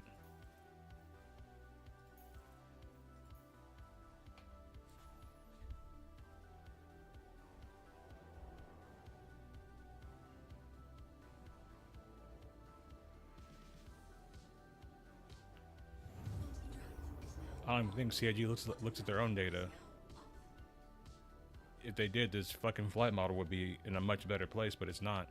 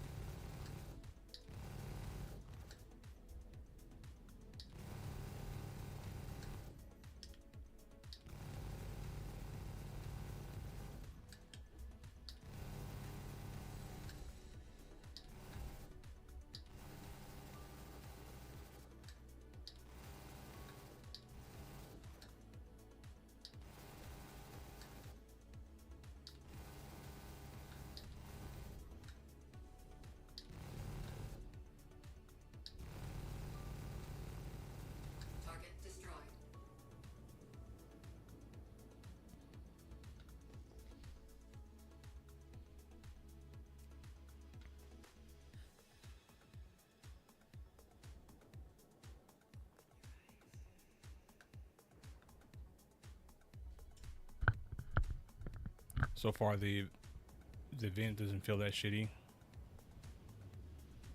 So far. But we just begun.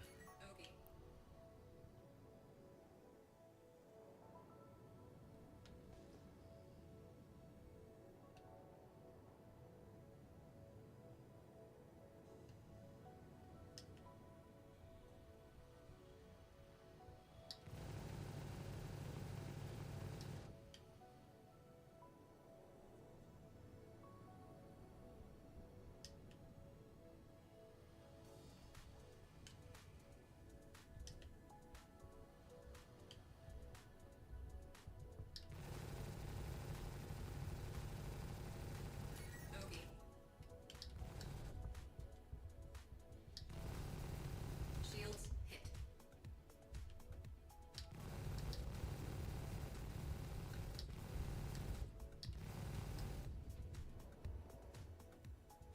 They would stop desyncing every time I shoot him. That would help too.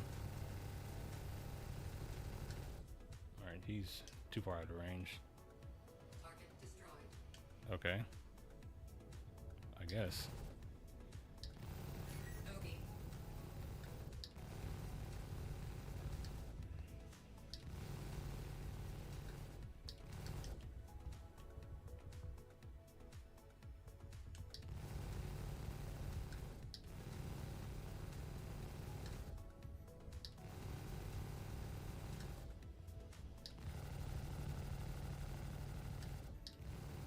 Target destroyed.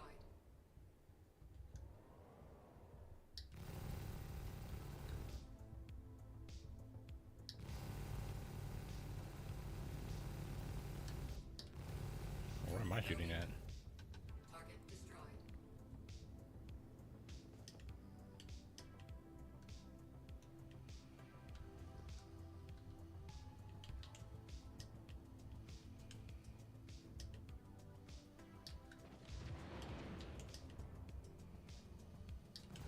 Okay, missiles just don't work.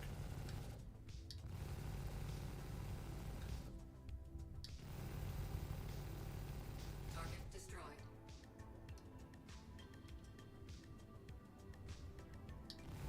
Ogie.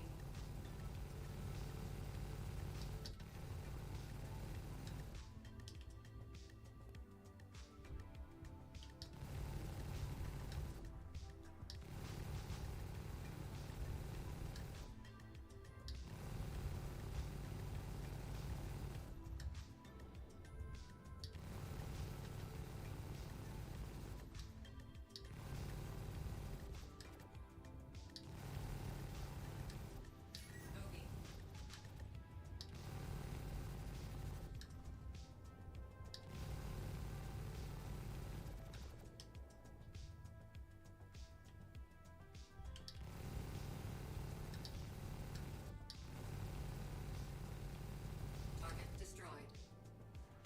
Ogie.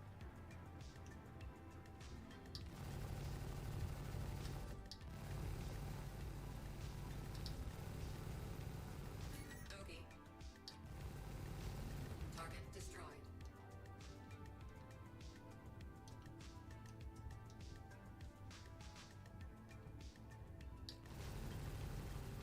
Wow, 500 kilometers. I can only target him. Shields hit. I can physically see you.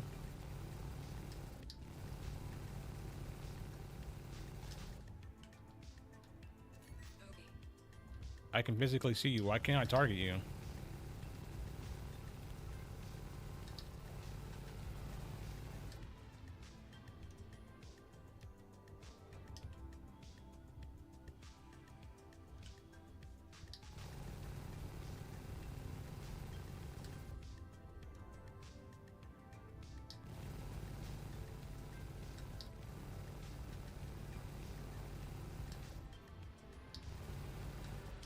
Ogie. Who would have thought this far in the future my eyes would be better than my ship's radar?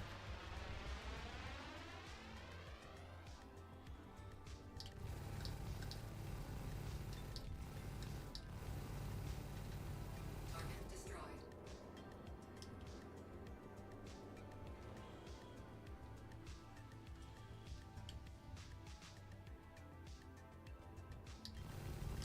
Oh my god, bro. You serious? Like, I can see it. I can physically see it. My goodness.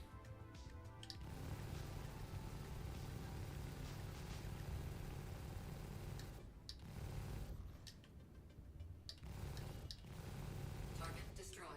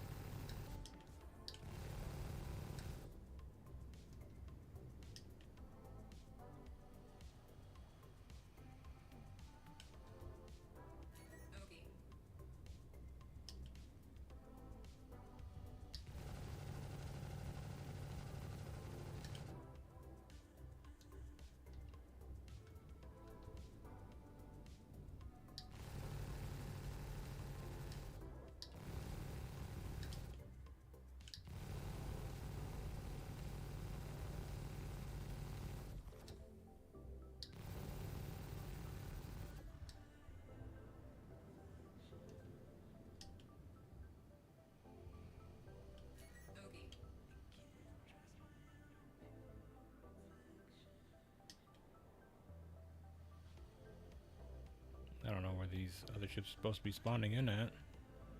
Let me get rid of these wrecks real quick.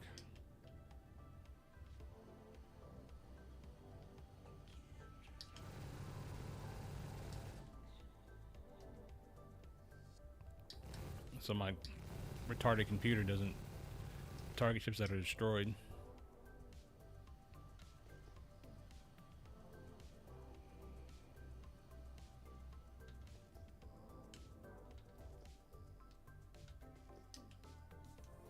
This one might have to be busted.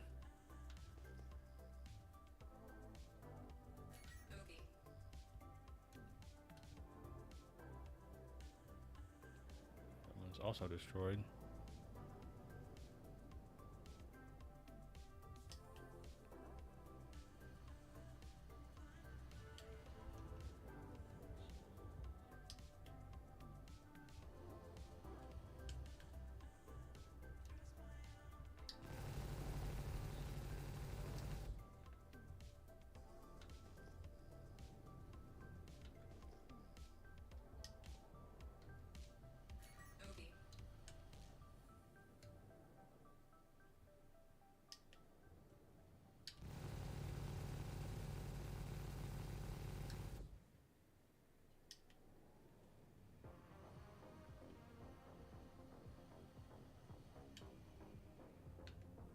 Shields offline.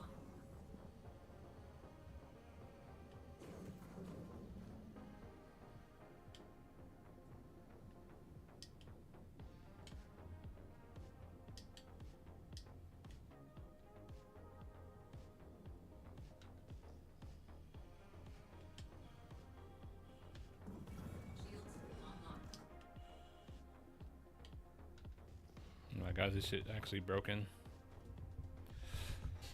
Oh, this game, bro. How much time have I been on here?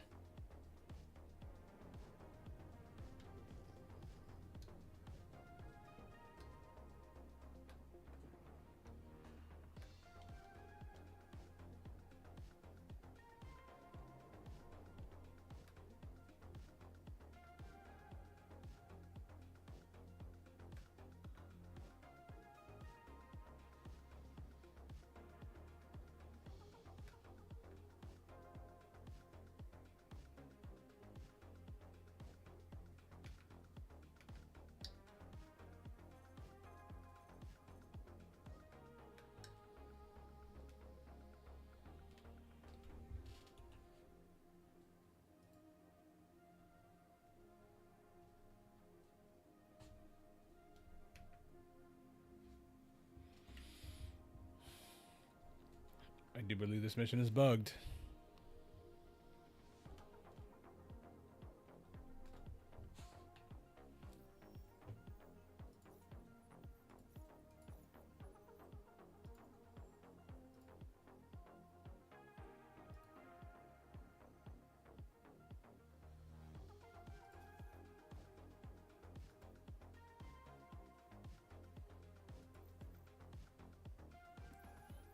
Let's see what's happening over the other mission site.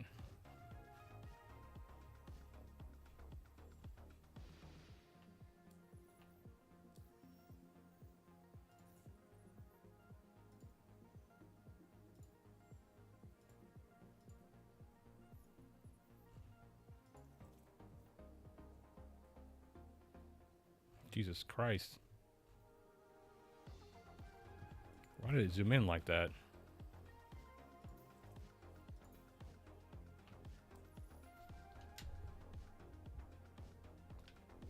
Shields offline.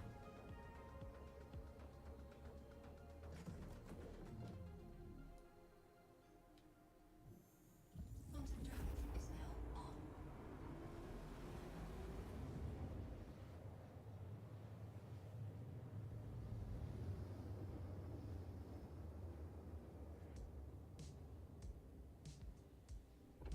Quantum drive is now off.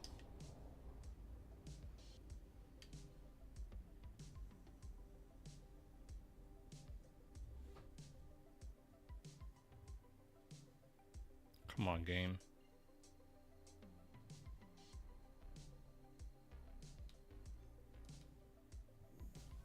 Quantum drive is now on. Quantum drive is now off.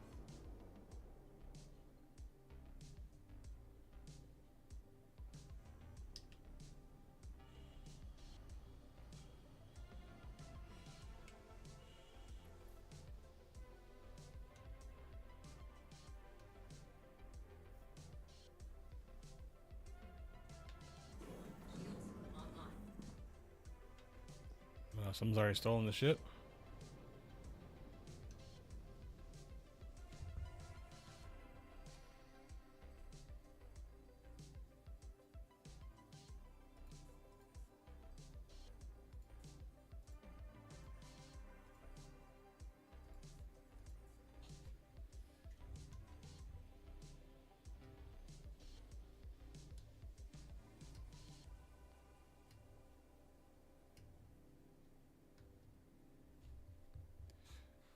Everything's working perfect, guys. Everything's just fine.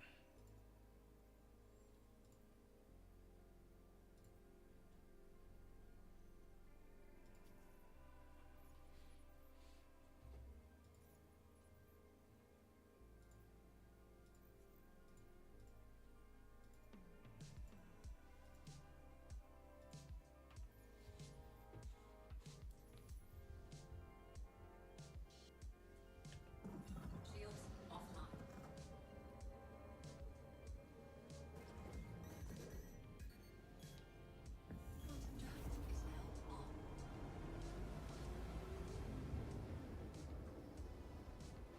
Quantum drive is now on. Quantum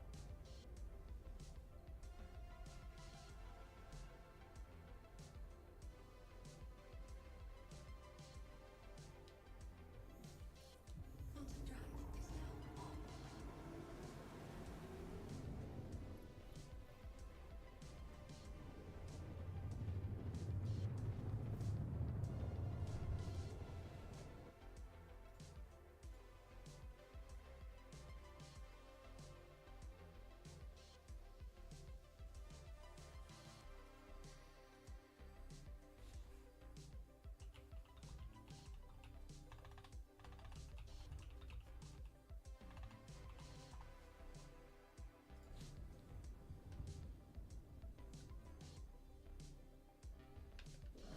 Shields online.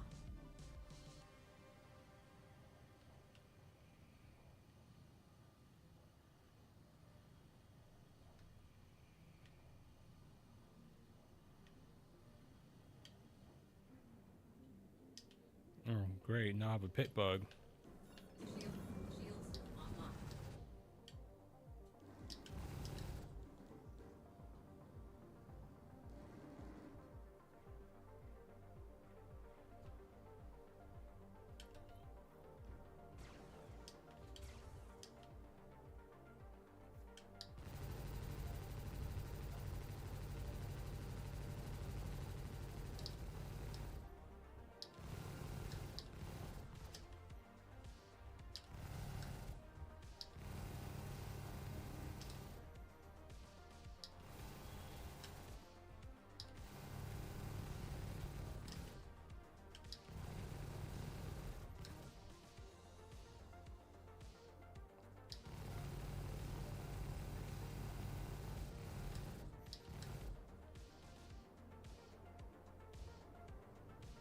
God, the desync.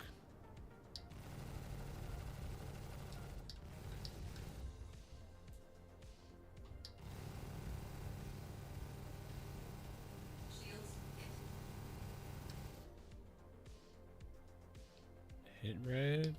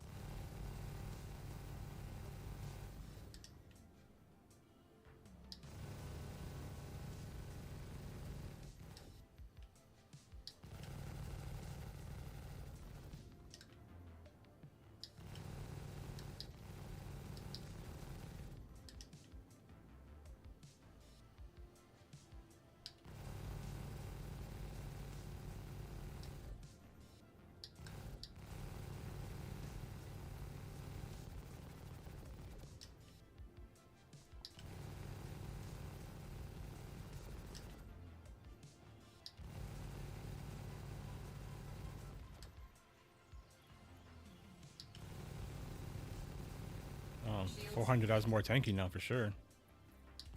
This thing used to be a paperweight.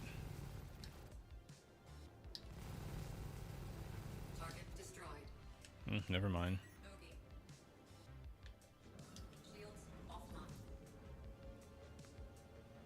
Never mind.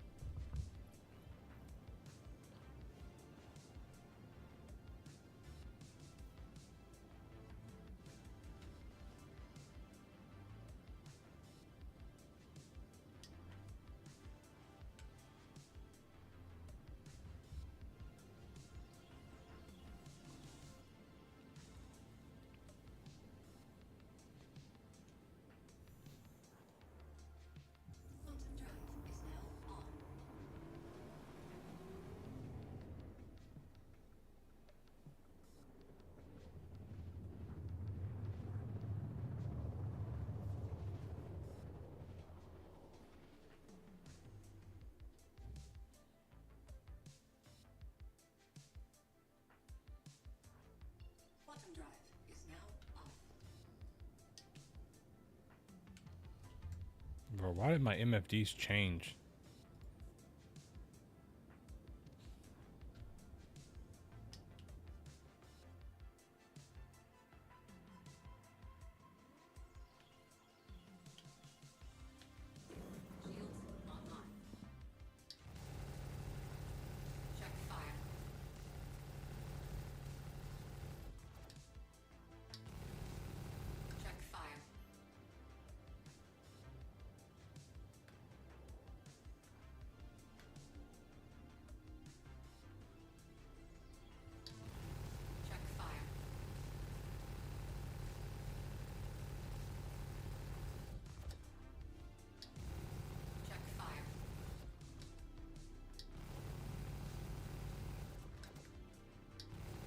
Can I shoot the hangar open? I'm not gonna have enough money to repair this thing though. Even if I can't open it.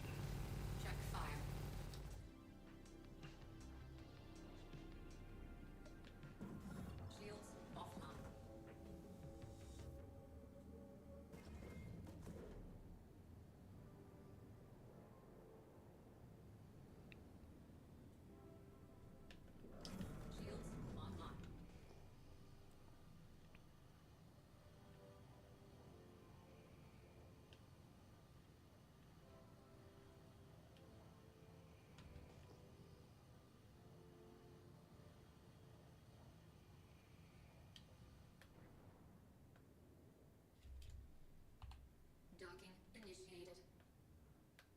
Docking denied. Landing gear deployed. Normally SCD-1 is full of ships. This shit is empty. I don't think anybody's playing this shit right now.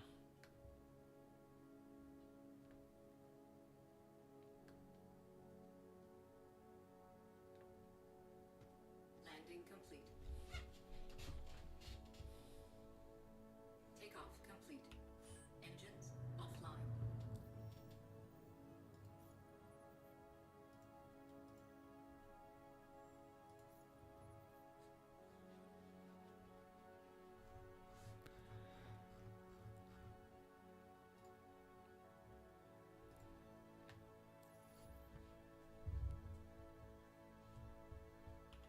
Engines online. Bottom fuel is at 100%. Takeoff complete. Docking initiated. Docking. Shields offline. Landing gear raised.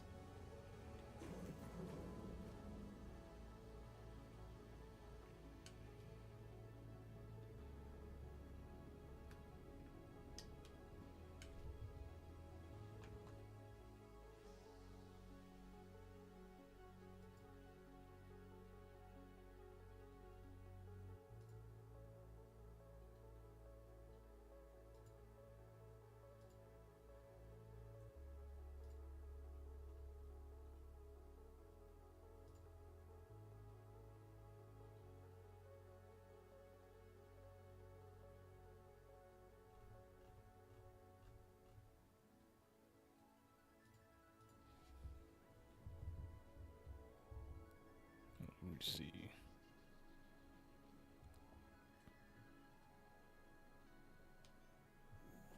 Quantum drive is now on. Quantum drive is now off.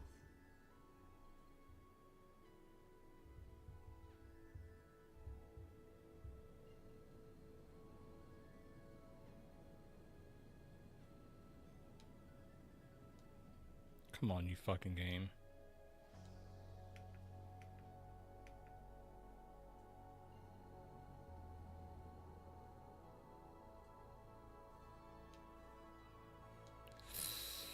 Oh my fucking god, bro. You gotta be kidding me. Oh my god, this game's pissing me off right now, seriously.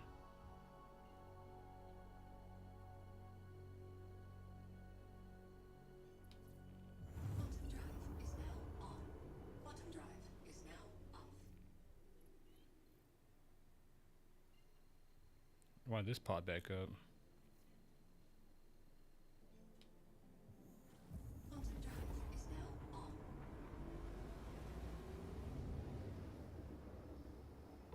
Quantum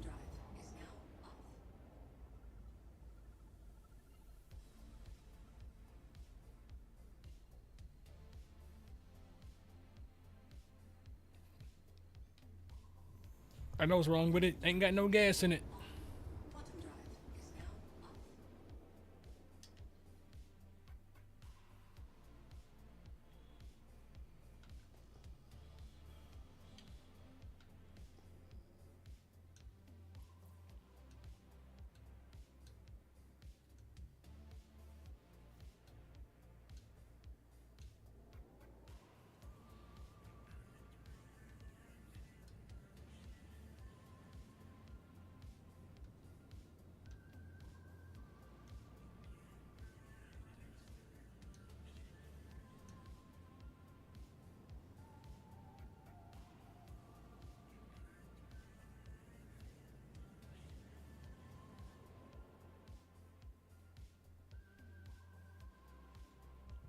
Are all the orbital markers literally behind the planet?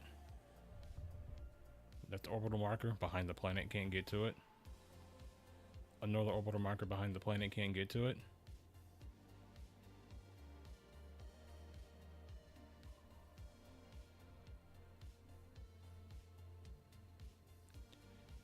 This game's retarded sometimes.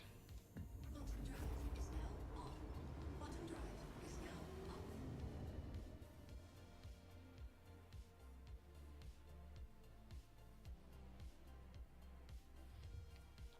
Bro, how am I not in position to... You gotta be kidding me, bro.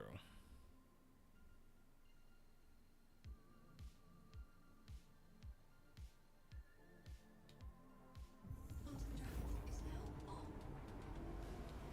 Bottom drive is now off.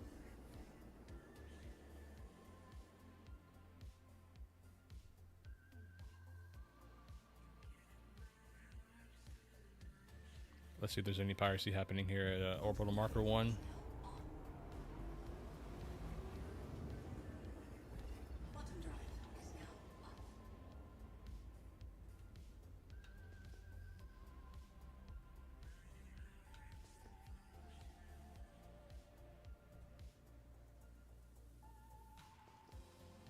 Nope, nobody here.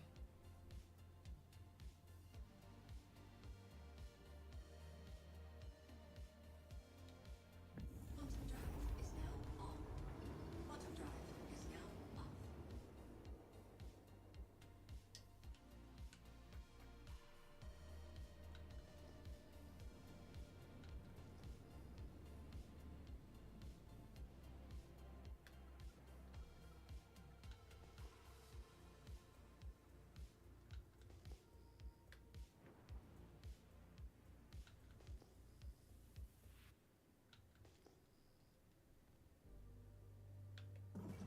Shields online.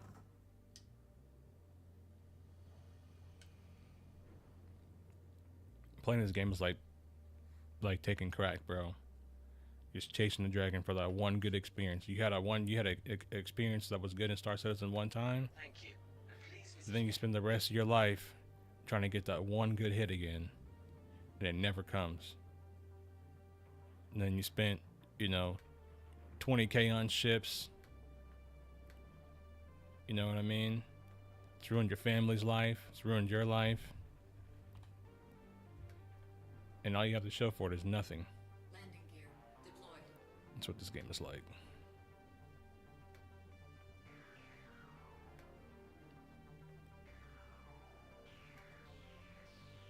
And your friends tell you have a problem. It's like, man, you have a problem.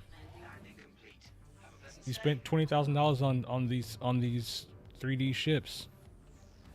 It's like, yeah, but the game is fun sometimes. Like, it works sometimes. I have good experiences every now and then.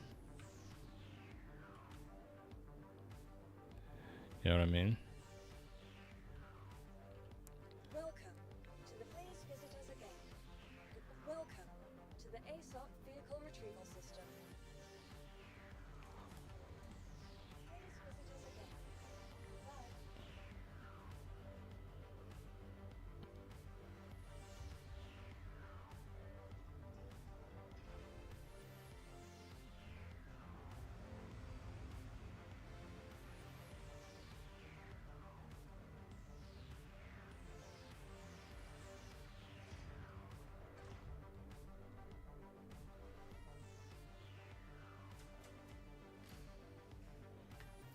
All right, guys, that's going to be it for me today.